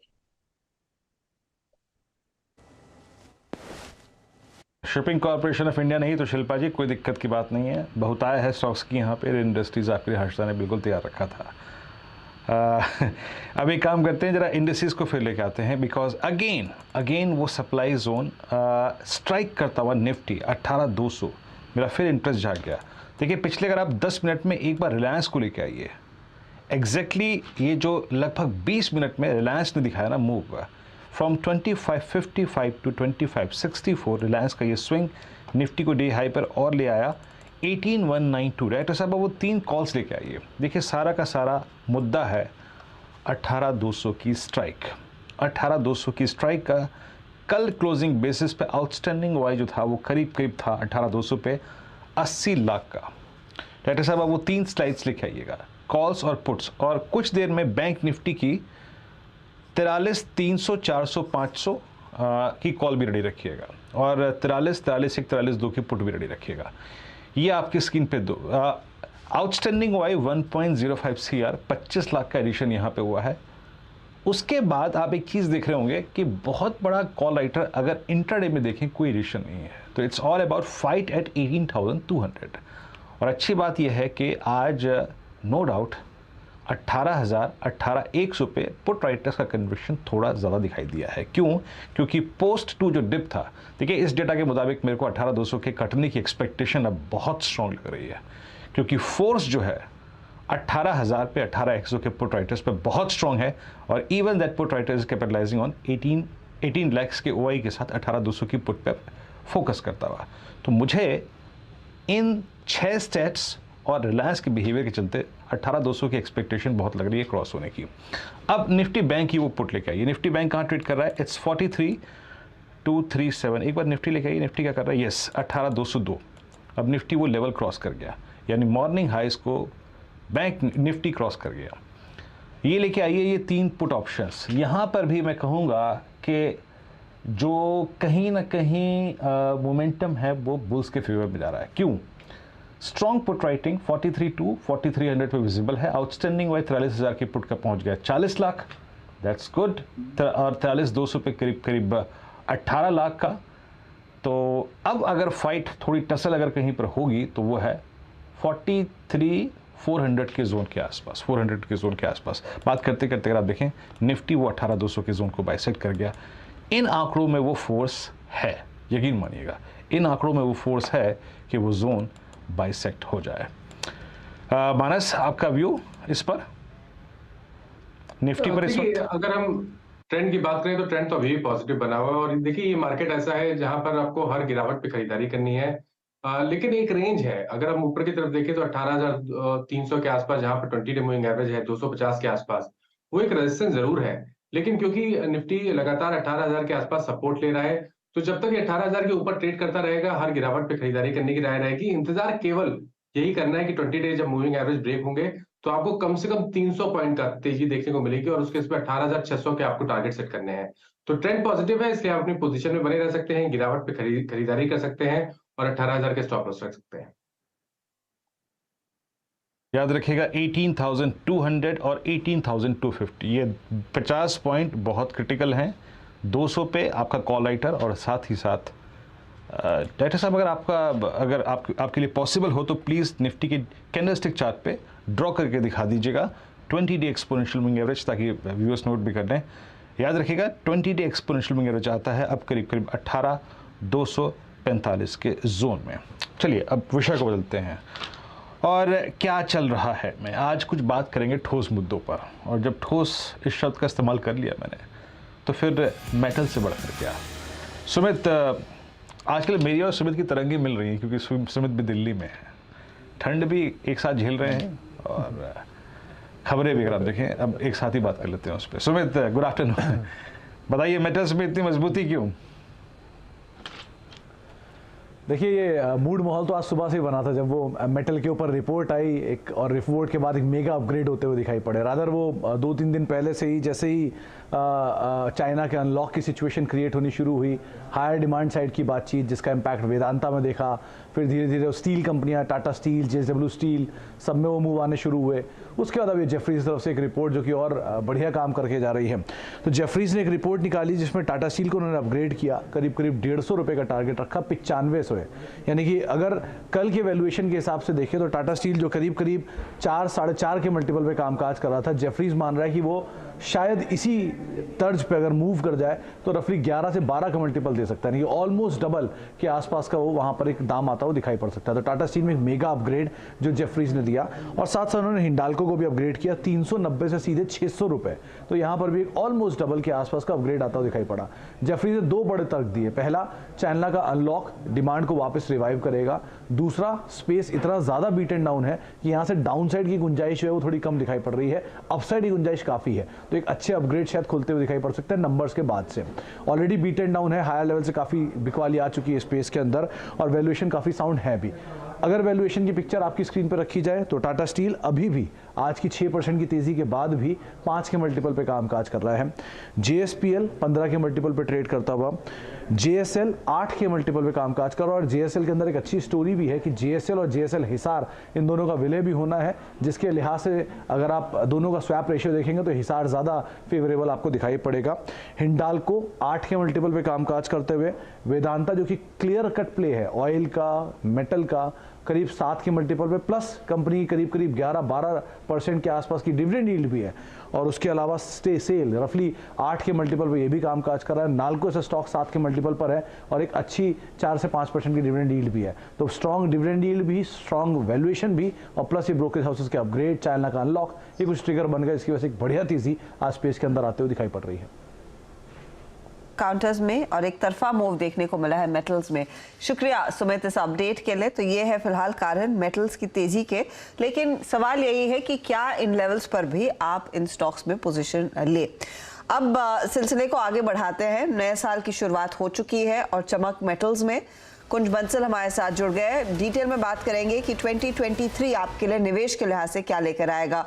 और कुंज, आज का तो हॉट टॉपिक मेटल्स ही है। Good afternoon, happy new year. नया साल एकदम प्रॉस्परस हो आपके लिए, और उतनी चमक आपकी जिंदगी में, पोर्टफोलियो में रहे जितनी आज मेटल्स में है। होपफुली और ज्यादा चमक रहे आपके पर्सनल लाइफ में भी। मुझे ये बताइए, जो मेटल्स को लेकर धारणा बन रही है कि चाइना की रीओपनिंग का ट्रेड सबसे ज्यादा इधर ही फायदा कमाएगी, अगर बाकी ग्लोब में रिसेशन का डर है जहां पर अच्छा खासा डिमांड आता है, तो अकेला चाइना रीओपनिंग क्या करेगा इन स्टॉक्स के लिए? जी हाँ, आपकी बात सही है। तो वेरी फ्रैंकली आप मुझे पूछेंगे तो मैं सस्टेनेबल बेसिस पे मेटल सेक्टर में तेजी रहेगी ऐसा मुझे पर्सनली नहीं लगता है। हो सकता है मैं गलत हूँ। अभी क्या हुआ है बाजार में, 2-3 कारण हैं। एक तो मार्केट बिल्कुल टिका हुआ है। हम इंडेक्स लेवल में देखें तो मार्केट ना नीचे जा रहा है ना ऊपर जा रहा है, और ऑब्वियसली जब ऐसा हो रहा है तो उसमें फिर सेक्टर रोटेशन हो रहा है। कभी कोई सेक्टर ऊपर आके बाजार को सपोर्ट कर रहा है 1-2 दिन के लिए, फिर अगले 3 दिन कोई दूसरा सेक्टर आके सपोर्ट कर रहा है, और फिर अगले 2 दिन फिर तीसरा सेक्टर आके बाजार को सपोर्ट कर रहा है। तो इसमें मेटल सेक्टर एक ऐसा सेक्टर था जो कम से कम पिछले 4-5 महीने से बिल्कुल पार्टिसिपेट नहीं किया था। तो एक तो कारण ये है। दूसरा कारण ये है कि ठीक है, कुछ ना कुछ न्यूज फ्लो तो चाहिए। तो चाइना अनलॉक की बात हो रही है, पर वो कितना सस्टेन करेगा, इसलिए मैंने कहा कि मैं इतना पॉजिटिव नहीं हूं। तीसरा, अगर हम ग्लोबल मेटल प्राइसेस को भी देखें तो 2022 में एनीवेयर 15 से 20% सारे मेटल प्राइसेस ग्लोबल मार्केट में डॉलर प्राइसेस में करेक्ट हुए हैं, और वो अभी बढ़ नहीं रहे हैं। ऐसा नहीं है कि प्राइसेस ऊपर जाना शुरू हो गए हैं। तो ठीक है, ये शॉर्ट टर्म, जैसा मैंने कहा कि एक तो मार्केट क्योंकि इंडेक्स टिका हुआ है तो जो नॉन पार्टिसिपेटेड सेक्टर्स है उनको ढूंढ रहा है। दूसरा, थोड़ा बहुत न्यूज फ्लो है, और पर मुझे सस्टेनेबल बेसिस पे मेटल्स में तेजी रहेगी ऐसा नहीं लगता है। ओके, सस्टेनेबल बेसिस पर आप देखें अब स्विंग मेंटेन हो मेटल्स में, कुंजी को लग नहीं रहा है। कुंजी में 2 मिनट के लिए अगर आप देखें टेक्निकल डेवलपमेंट पे बात करना चाहूँगा, फिर आपके पास लौटता हूँ।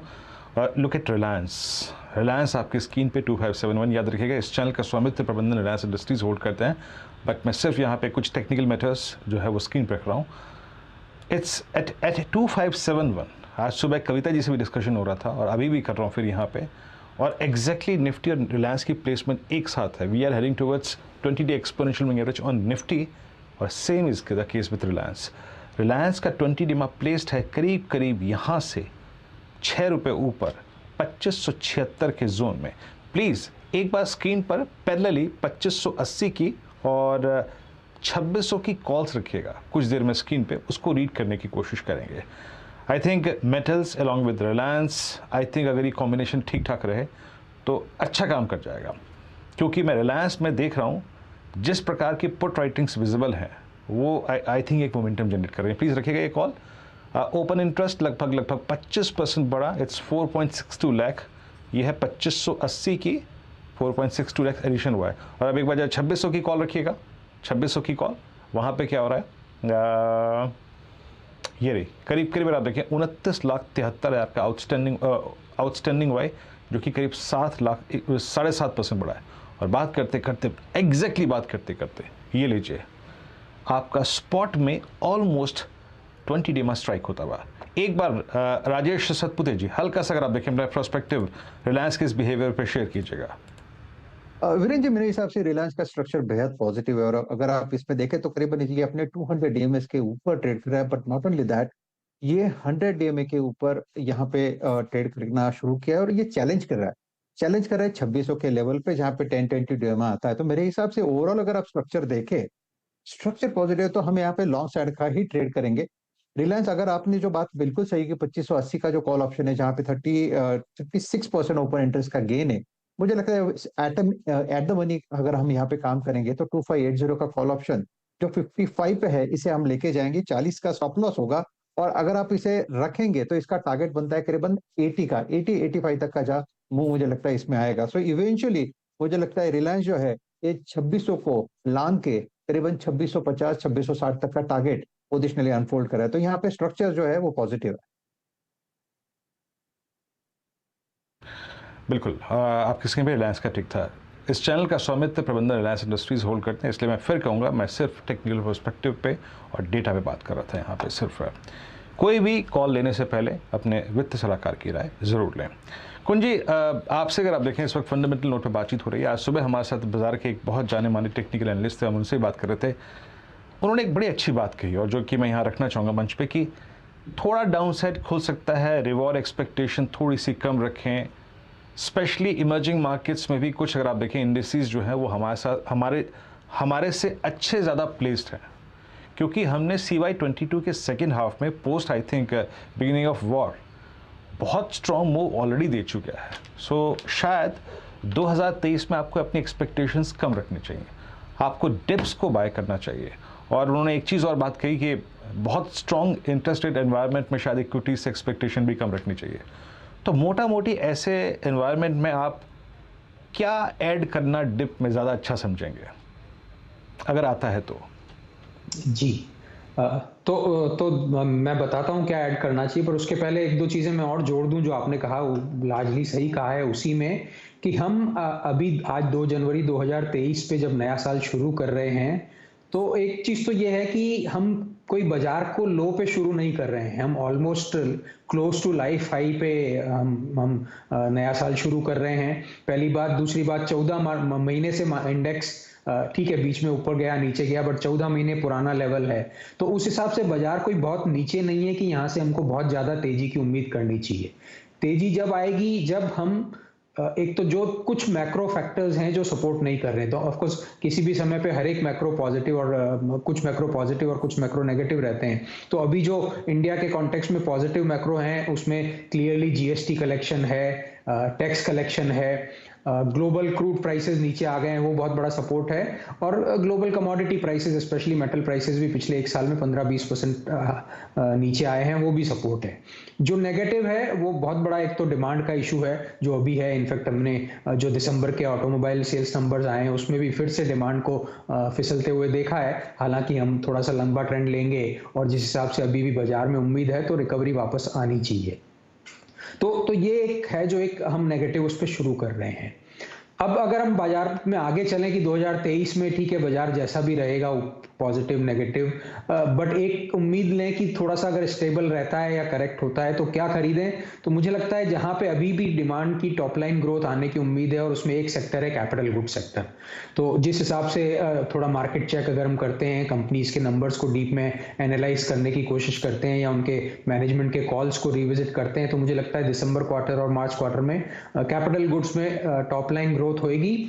बॉटम लाइन साइड पे मार्जिन्स में इंप्रूवमेंट हो सकता है, डिपेंड करेगा कि उनकी इन्वेंट्री कितनी थी, क्योंकि जैसा मैंने कहा कमोडिटी प्राइसेस करेक्ट हुए हैं। और स्टॉक्स और सेक्टोरल वैल्यूएशंस भी 15 से 20% करेक्शन, तो जो सितंबर के नंबर के बाद एक हाई कैपिटल गुड सेक्टर में बन गया था स्टॉक प्राइसेस में और वैल्यूएशन में, वहां से 15 से 20% का करेक्शन हुआ है। तो इन सब चीज़ों को अगर मैं मिलाऊं, जैसा मैंने कहा valuation correction, absolute price correction, तिमाही नंबर्स जो दिसंबर और मार्च के आएंगे उसमें टॉप लाइन ग्रोथ की उम्मीद और बॉटम लाइन ग्रोथ की उससे ज़्यादा उम्मीद, तो मुझे लगता है एक सबड्यूड मार्केट में ये एक सेक्टर क्लियरली है जो आउट परफॉर्मेंस देगा और जहां मीडियम टर्म इन्वेस्टर्स को बाइंग आराम से करके थोड़े दिन बैठ सकते हैं।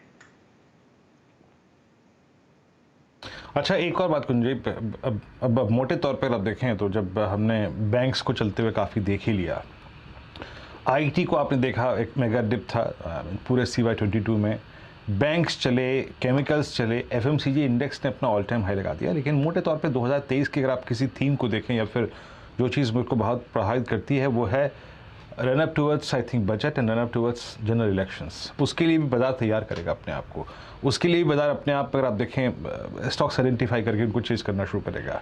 अमूमन आप टू व्हीलर स्पेस, ट्रैक्टर कंपनियाँ, आप एफएमसीजी कंपनियाँ, आप infra, construction, low cost housing कंपनियाँ इन पे फोकस करते हैं। ऐसे एक वर्ष में आपकी थीम क्या रहेगी इस पर्सपेक्टिव से?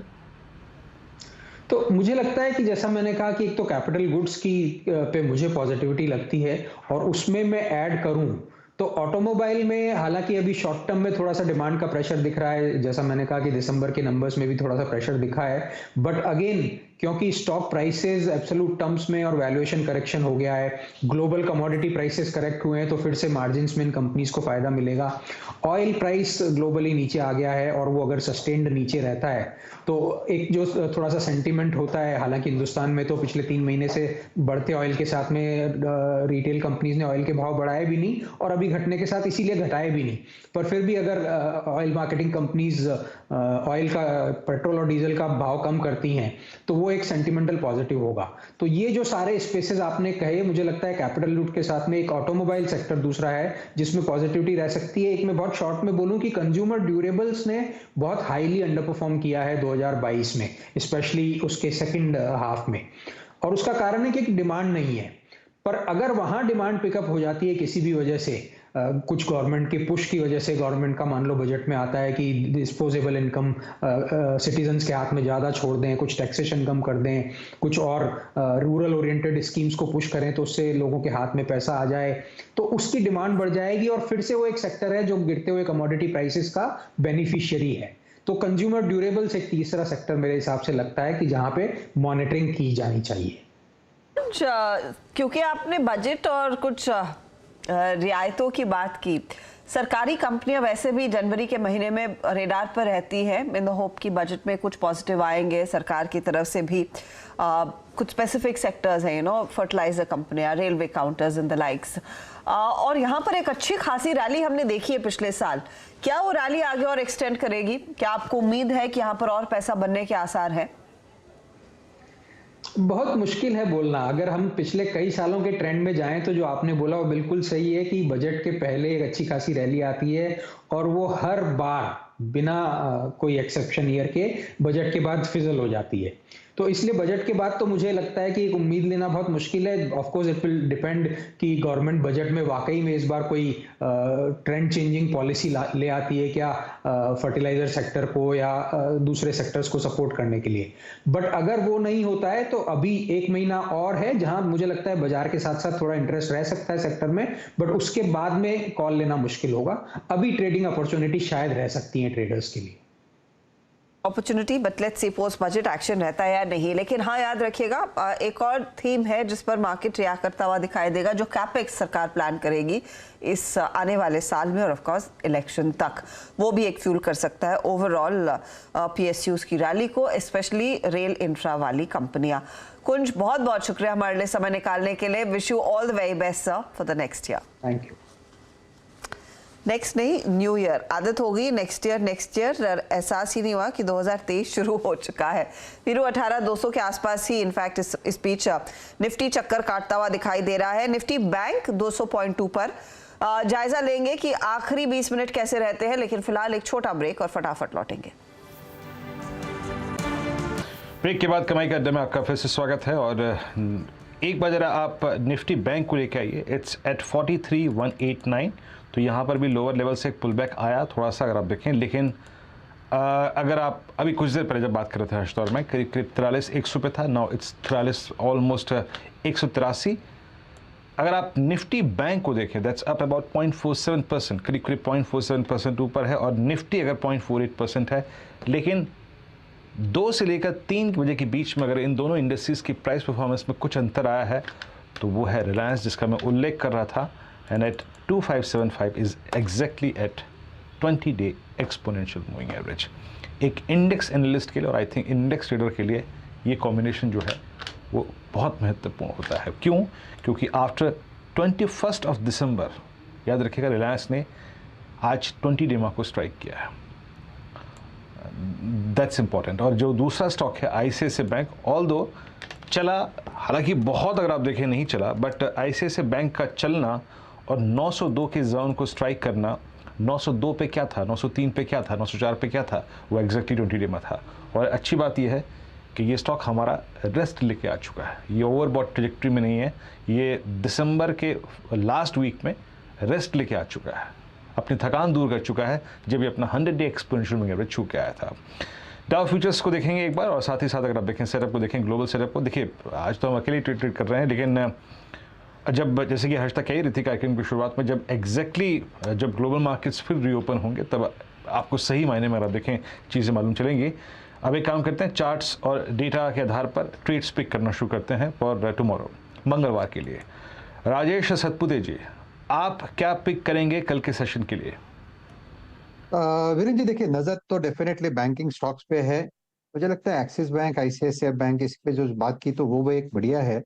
लेकिन वीरेंद्र जी, अगर कुछ नया ऐड करना है तो एक स्ट्रक्चर जो है वो मुझे सुबह भी अच्छा लगा था, लेकिन मोमेंटम थोड़ा लेट यहाँ पे मिल रहा है, वो है अशोक लेलैंड। लुक एट अशोक लेलैंड, 146, 147 का क्लस्टर पार करके ये जो BTST का टारगेट दिखता है, मुझे लगता है 158 का इसका टारगेट बन रहा है। So at a level of 149.50 in future, Ashok Leyland is a buy. आपका स्टॉप लॉस होगा 146 का। अशोक लेलैंड पे आपको कन्विक्शन है, और वाकई अगर आप देखिए जो इनके बिक्री के आंकड़े थे बेहद अच्छे थे। और एट 149.50 याद रखिएगा, एक मल्टी मंथ यानी 7 सितंबर 2022 से लेके अब तक जो स्लोपिंग डाउनवर्ड चैनल थी, प्लीज़ चार्ट दिखाइएगा, कैंडलस्टिक चार्ट, वो बाइसेक्ट हुई है बहुत खूबसूरत तरीके से, अच्छे वॉल्यूम्स के साथ। और आज एक बहुत अच्छे अंतराल के बाद, मतलब महीने भर के बाद, अशोक लेलैंड का ये क्लोज आया है अबव ऑल मूविंग एवरेजेस। बेहद शानदार क्लोजिंग। प्रकाश सर, आप क्या पिक करेंगे कल के लिए? कल के लिए मैंने पिक किया है मुथूट फाइनेंस। यस, बढ़िया लगता है मुझे। 5-6 दिन का एक साइडवेज मूव था, उसके बाद एक अप मूव मिला है, आज शुरू किया है। ट्रेड करा है 1088 पर, ये लगता है 1100 की तरफ जा रहा है, मैटर ऑफ टाइम वहां से चला जाएगा। स्टॉप होगा 1078 मुथूट फाइनेंस। 1078 का स्टॉप लॉस और 1200 के ऊपर जाने, 1100 की तरफ बढ़ने की क्षमता ये स्टॉक दिखा रहा है, बाय साइड का ट्रेड। शिल्पा, आपका ट्रेड क्या रहेगा? जी, मैं भी थोड़ा डिफरेंट ट्रैक करूंगी। मेरे हिसाब से BTST यहाँ पे एक्साइड इंडस्ट्रीज में बहुत स्ट्रॉन्ग दिख रहा है। फ्यूचर्स में 182 समथिंग ट्रेड कर रहा है। मेरे हिसाब से यहाँ पे 179 का स्टॉप लॉस, आपको टारगेट इजीली टुवर्ड्स 188 एंड 190 दिखेंगे। आप इसमें ऑप्शंस के थ्रू भी ट्रेड कर सकते हैं। 190 का कॉल ऑप्शन ₹2.5 के अराउंड चल रहा है। आप इसको एक हीरो जीरो की तरह भी ट्रेड कर सकते हैं। मेरे हिसाब से ये इजीली आपको 7 के अराउंड भी देखने को मिलेंगे। के लिए एक्साइड की तरफ इशारा तेजी करने का। मानस, आपका ट्रेड क्या रहेगा? देखिए मेटल पे ही ध्यान है क्योंकि आज बहुत सारे मेटल काउंटर्स ने फ्रेश ब्रेकआउट दिए हैं, वहां पर वॉल्यूम देखने को मिले हैं। तो आई थिंक ये फिजल आउट नहीं होगा। आई थिंक अभी 1-2 दिन की रैली हमें मेटल में और देखने को मिलेगी। और सेल एक ऐसा स्टॉक है जिसने पहले काफी समय अंडर परफॉर्मेंस दिखाया है, और अब क्योंकि स्टॉक ने 88 का एक बहुत ही महत्वपूर्ण रेजिस्टेंस ब्रीच किया है, 200 डे मूविंग एवरेज के ऊपर निकला है, आई थिंक सेल में अभी भी पोटेंशियल है, अच्छा खासा पोटेंशियल है। तो यहाँ पर फ्यूचर में नहीं लेकिन 90 का कॉल ऑप्शन लेके जाएंगे। 3 रुपए के आसपास ट्रेड हो रहा है, तो सेल का 90 का कॉल ऑप्शन लीजिए। 3 रुपए पे ट्रेड हो रहा है, 2 रुपए के स्टॉप लॉस से खरीदारी करेंगे 5 रुपए के टारगेट के लिए। तो ये एक BTST कॉल है। BTST ट्रेड सेल पर, और सेल आज का टॉप परफॉर्मिंग काउंटर वायदे बाजार के लिहाज से 7% का इजाफा, 12% का OI। अभी भी मौका तेजी करने का ही है। 90 का कॉल लेकर चलेंगे तो बेहतर रहेगा। शरद, आपके रेडार पर कोई ऐसा ट्रेड जो आप कल के लिए कैरी करना चाहेंगे? मारुति मुझे लगता है ऊपर से ठीक ठाक करेक्ट भी हो गया है। हमारे लक्ष्य 9,800 10,000 तक के हैं, और मेरे हिसाब से जो मंथली रिपोर्ट में भी निगेटिविटी आनी थी वो ऑलरेडी प्राइस इन हो गई है। तो ये उम्मीद की जा सकती है कि यहाँ से एक डिसेंट पुलबैक आपको मारुति में देखने को मिले।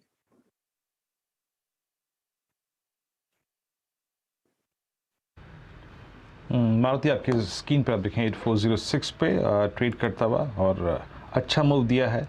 और डे हाई की ट्रेजेक्ट्री में अगर आप देखें करीब करीब सुबह जो फर्स्ट आधे घंटे में गया था, एक स्ट्रॉन्ग रिवर्सल इनिशियल दिखा गया था, वो तो स्क्रीन पे विजिबल नहीं है, लेकिन बस फिर भी आप देखें अच्छी क्लोजिंग की तरफ बढ़ता हुआ, एक सम्मानजनक क्लोजिंग की तरफ। और एक दो चीज़ देख लीजिए जो कि इस वक्त अच्छा कर रही हैं। डॉक्टर साहब ट्रेड्स पूरे हो गए क्या? सारे हो गए मेरे ख्याल से ट्रेड, शरद जी का ट्रेड भी हो गया। हाँ, सारे ट्रेड्स पूरे हो गए। Nifty now at day high. Nifty अब करीब करीब 18,207, जैसे कि मैं कुछ देर पहले कह रहा था कि डेटा में 18,200 है। We will carry 18,200 along with us, उस डेटा में विजिबल था। और जिसने उसको स्पॉन्सर किया वो भी स्क्रीन पर है। रिलायंस आपकी स्क्रीन पे डे हाई पे ट्रेड कर रहा है। और बैंकिंग का जो स्विंग है वो फिर PSU बैंक्स का बहुत स्ट्रांग होता हुआ। एक बार जरा बैंक ऑफ इंडिया लेके आइएगा। Bank of India, bank of Baroda, bank of India एक बार फिर से 92 पे। पूरा सेकेंड हाफ ऑफ दिसंबर इस स्टॉक ने रेस्ट लिया। मैं क्या कह रहा था अभी, ICICI बैंक जो कि 100 डे छू के आया, एक हाई लगाने के बाद 15 दिसंबर को लगभग 104 रुपए का ये गया, रेस्ट लेके आया एट आई थिंक 78। वो इसका 50 डे एक्सपोनेंशियल में था, वहाँ से फिर शूट अप करता हुआ। प्रकाश सर 92 पे बैंक ऑफ इंडिया को देखेंगे एक बार जरा please. Bank of India, bank of India का जो चार्ट है अच्छा लगता है बिल्कुल। 90 को ट्रेड स्टॉप होना चाहिए। ट्रेड कर रहा है 92, 2 रुपए का स्टॉप है। 100 तक जाने की कोशिश कर रहा है। मैटर ऑफ टाइम, 1, 2 या 3 दिन लग सकते हैं, लेकिन सेटअप सही है और लेना भी चाहिए bank of India. Bank of India में एक अच्छा खासा मौका। इनफैक्ट जाते जाते कुछ मैं ऐसे ट्रेड्स निकालने की कोशिश कर रही थी जहां पर तेजी बढ़ रही है। मॉयल देखिए 6% ऊपर ये भाग रहा है काउंटर। आज सुबह में हम बात कर रहे थे कि कैसे इनका प्रोडक्शन डेटा आया और वहां पर इजाफा देखने को मिला। इसके अलावा न्यू इंडिया एश्योरेंस तो खूब चला भी था और आज शरद ने इनफैक्ट इस पर एक बाय कॉल भी दिया। शरद, ये न्यू इंडिया एश्योरेंस, ये सरकारी साइड की इंश्योरेंस कंपनियों में कुछ इंटरेस्ट है क्या अभी? देखिए वैल्यूएशन कंफर्ट अभी भी अगर आप नॉन लाइफ की तरफ ध्यान से देखें तो काफी ज्यादा है, क्योंकि 2 चीजें ब्रॉडली पूरे सेगमेंट में प्ले आउट कर रही है। एक तो ये कि जो कॉस्ट वगैरह, जो प्रोडक्ट की प्राइसिंग वगैरह थी, उसको इन्होंने रिवैम्प कर दिया, तो मेन बिजनेस ऑपरेशनल जो है वो भी प्रॉफिटेबल होना चाहिए आने वाले समय में। और कोविड के टाइम जो क्लेम्स की ज्यादा मार थी वहां पे भी काफी कमी आ गई है। और दूसरी चीज ये कि सबका डेट का पोर्टफोलियो काफी बड़ा होता है, इंटरेस्ट रेट बढ़ने से वहां से भी फायदा आएगा। तो नंबर्स में काफी बढ़िया री-रेटिंग दोनों कंपनीज में आपको देखने मिल सकती है। प्लस ये सरकार जो 2-3 कंपनीज को मर्ज करके एक संग लाने की बात भी कर रही है, उसका भी असर आने वाले समय में देखने को मिलना चाहिए। तो मुझे लगता है जनरल इंश्योरेंस के लिए अगले 3-6 महीने में काफी हद तक ये आप मान सकते हैं कि मार्च क्वार्टर वैसे भी जनरली थोड़ा सा इंश्योरेंस के लिए 2 क्वार्टर नंबर्स काफी पॉजिटिव रहने चाहिए। तो जनरल इंश्योरेंस के लिए मैं उम्मीद कर रहा हूँ कि अगले 3-6 महीने में जो नंबर्स आएंगे उसके बाद काफी री-रेटिंग की संभावना इनमें बनेगी। रनअप थोड़ा सा स्टीप आ गया है, बट अभी भी अगर आप देखें तो मेरे हिसाब से वैल्यूएशन एक्सपेंसिव नहीं है यहाँ पे। एक्सपेंसिव नहीं है, लेकिन रनअप आया है। स्टॉक पर तेजी का व्यू लिया जा सकता है। आज एक अच्छा spike. PNB housing finance, Rajesh Satpute फटाफट देखिए, वैसे भाग चुका है 8%, लेकिन जिनके पास है क्या कैरी करे, और जो नहीं ले पाए उनको मौका मिलेगा या नहीं? देखिए मौका मिलेगा, लेकिन उसके लिए अभी थोड़ा सा वक्त लगेगा, क्योंकि यहाँ पे जो ब्रेकआउट हुआ है वो 5 के आसपास हो रहा है, 575 पे ये ट्रेड हो रहा है, तो 75 रुपए का मूव ब्रेकआउट के बाद ऑलरेडी हो चुका है। तो इसका जो टारगेट था अकॉर्डिंग टू ब्रेकआउट वो करीबन 620 से 625 का है, अगर आप इसको वीकली चार्ट पे देखते हैं तो मेरे हिसाब से अगर आपको मौका पाना ही है तो 540 550 ये अगर एक डिप मिलता है तो मुझे लगता है फिर वहां पे एंट्री करेंगे, नहीं तो otherwise for me it's a hold. जैसे मैंने कहा, आपका टारगेट जो है वो 620 से 625 तक होना चाहिए, स्टॉप लॉस जो है वो 520 का होगा नया। पीएनबी हाउसिंग फाइनेंस, और जरा पीएनबी हाउसिंग फाइनेंस का चार्ट लेके आइए एक बार, और मतलब कैंडलस्टिक लॉन्गर टर्म चार्ट, और करीब 578 पर, और हाउसिंग फाइनेंस कंपनीज के पूरे चंक को डोमिनेट किया इसने, लीड किया इसने, और 578-65 पे it's a close, almost closer to 13 अक्टूबर 2022 का जो हाई था उसको अगर आप देखें इसने मैच कर लिया है। अभी भी अगर आप ये कहें कि ये बहुत चल चुका है तो गलत होगा, अभी भी बेस बिल्डिंग एक्सरसाइज स्टॉक में चल रही है। अच्छा, मेरी स्क्रीन पे मैं आपको एक बार एक स्टॉक और दिखाता हूँ, that is Coforge. Please Coforge लेके आइएगा। कोफोर्ज पे 3940 पे मैं पिछले 3 दिन से मॉनिटर कर रहा हूँ, ये स्टॉक अपने साथ काफ़ी सिग्निफिकेंट ओआई जोड़ रहा है, ये और एक मिड कैप आईटी में ही परसिस्टेंट सिस्टम पर, दोनों स्टॉक्स पे नज़र रखिएगा। निफ्टी आपकी स्क्रीन पे 18206 पे, प्लीज़ डायरेक्टर साहब मार्केट ब्रेथ लेके आइए इन डेरिवेटिव्स। सुबह क्या थी उससे आपको थोड़ा सा अगर आप देखें वाकिफ़ कराऊंगा, और अब एग्जैक्टली क्या है, इट्स फार बेटर, बहुत अच्छी है अगर आप सुबह की तुलना में अगर आप इसे कंपेयर करें। सुबह मेरे ख्याल से लॉन्ग्स थे 77, नाउ इट्स 110। फिर से रखिए 18, सुबह अगर आप देखें 77 थे।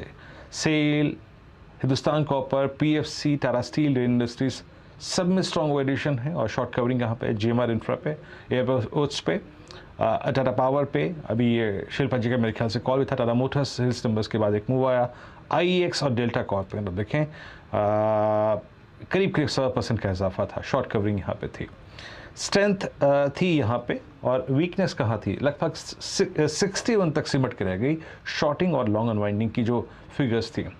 लेके आइए एग्जैक्टली अगर आप देखें शॉर्टिंग कहाँ पर विजिबल थी, शॉर्टिंग 57, लॉन्ग अनवाइंडिंग करीब 4 में। MCX आज सुबह ही अगर आप देखें, आई थिंक हाउस व्यूज़ के बाद इस स्टॉक में एक शार्प डेंट पड़ा, डॉक्टर लाल पैथलैब, पेज इंडस्ट्रीज, हनीवेल और एशियन पेंट्स, क्रूड का इम्पैक्ट क्लियर विजिबल था। बाकी थोड़ा सा देख के अजीब लगा LNT का बिहेवियर, बाकी Dixon technologies, doctor Reddy's, Britannia, Metropolis, ये कुछ और काउंटर जहाँ पे आज लॉन्ग अनवाइंडिंग हुई। अच्छा, मैं क्लोजिंग के वक्त एक स्टॉक को और दिख रहा हूँ जो कि अपना जो मोमेंटम है वो फिर जनरेट कर रहा है, और वो राजेश सतपुते जी की कॉल भी थी मेरे ख्याल से, एक्सिस बैंक। सो निफ्टी बैंक के लिए बहुत सारी चीज़ें ठीक लग रही हैं, एक्सिस बैंक का प्लेसमेंट, और आप तमाम PSU बैंक्स का प्लेसमेंट देखें वो अच्छा लगता हुआ। एक बार एक्सिस बैंक को जरूर देखिएगा क्लोजिंग में, स्ट्रॉन्ग स्टेट्स के बीच में स्टॉक अगले सेशन में जाता हुआ। और एक स्टॉक और SRF, कुछ मूव है, नो नॉट एग्जैक्टली, करीब 2291 पे इसके ऑप्शंस में एक्टिविटी, थोड़ा सा इसको मैं जज कर रहा था इसीलिए, अदरवाइज कोई एक्टिविटी नहीं है। Rajesh Satpute ji, coming back to Axis Bank, कोई ऑप्शन कैरी कर लें क्या? आई मीन स्टिल ये बहुत अर्ली पार्ट है इस सीरीज़ का, हालांकि ऑप्शन थोड़ा सा एक्सपेंसिव होगा, आपका व्यू किसी स्ट्राइक पर?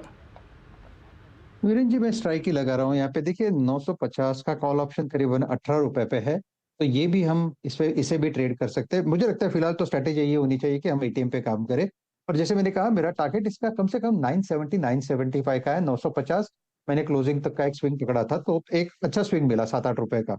तो देखिए यहाँ पे अगर आप काम करना है, 950 का कॉल ऑप्शन 18 रुपए 90 पैसे पे है, इसे लेके जाइए, 14 का स्टॉप लॉस होगा, और इसका जो रेजिस्टेंस बनता है, देखिए 24 के आसपास एक छोटा रेजिस्टेंस बनेगा, वो BTST के हिसाब से सोचिए इस पे, लेकिन पोजिशनली मुझे लगता है ये 30 तक जाएगा।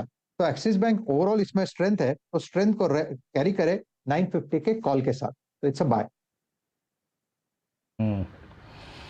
जी, और याद रखिएगा जरा निफ्टी के चार्ट से कहिएगा, post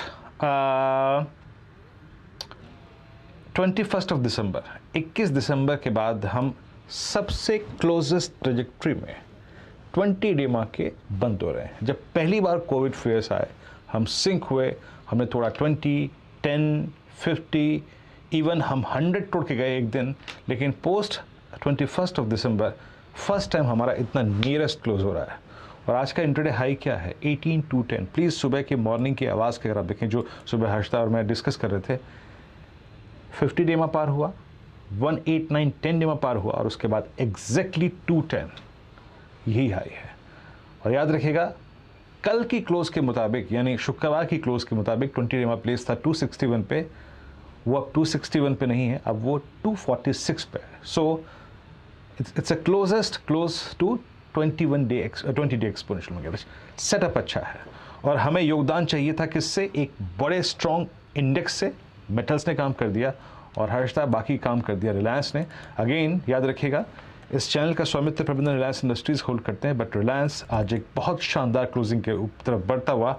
it's a close above all moving averages for Reliance. Harshada, over to you.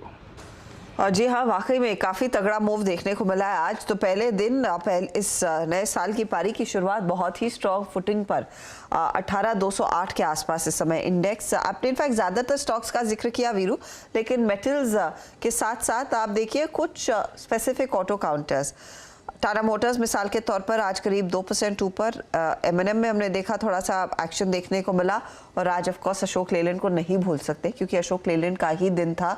सबसे शानदार बिक्री के आंकड़े दरअसल इसी कंपनी की तरफ से आए हैं। 3.5% ऊपर जाकर वो काउंटर टिक रहा है। जो नहीं चले हैं उसमें Titan, Asian paint, Divi's lab, of course two wheeler players में बजाज, हीरो और आयशर जुड़े हुए हैं। सब में दबाव देखने को मिला।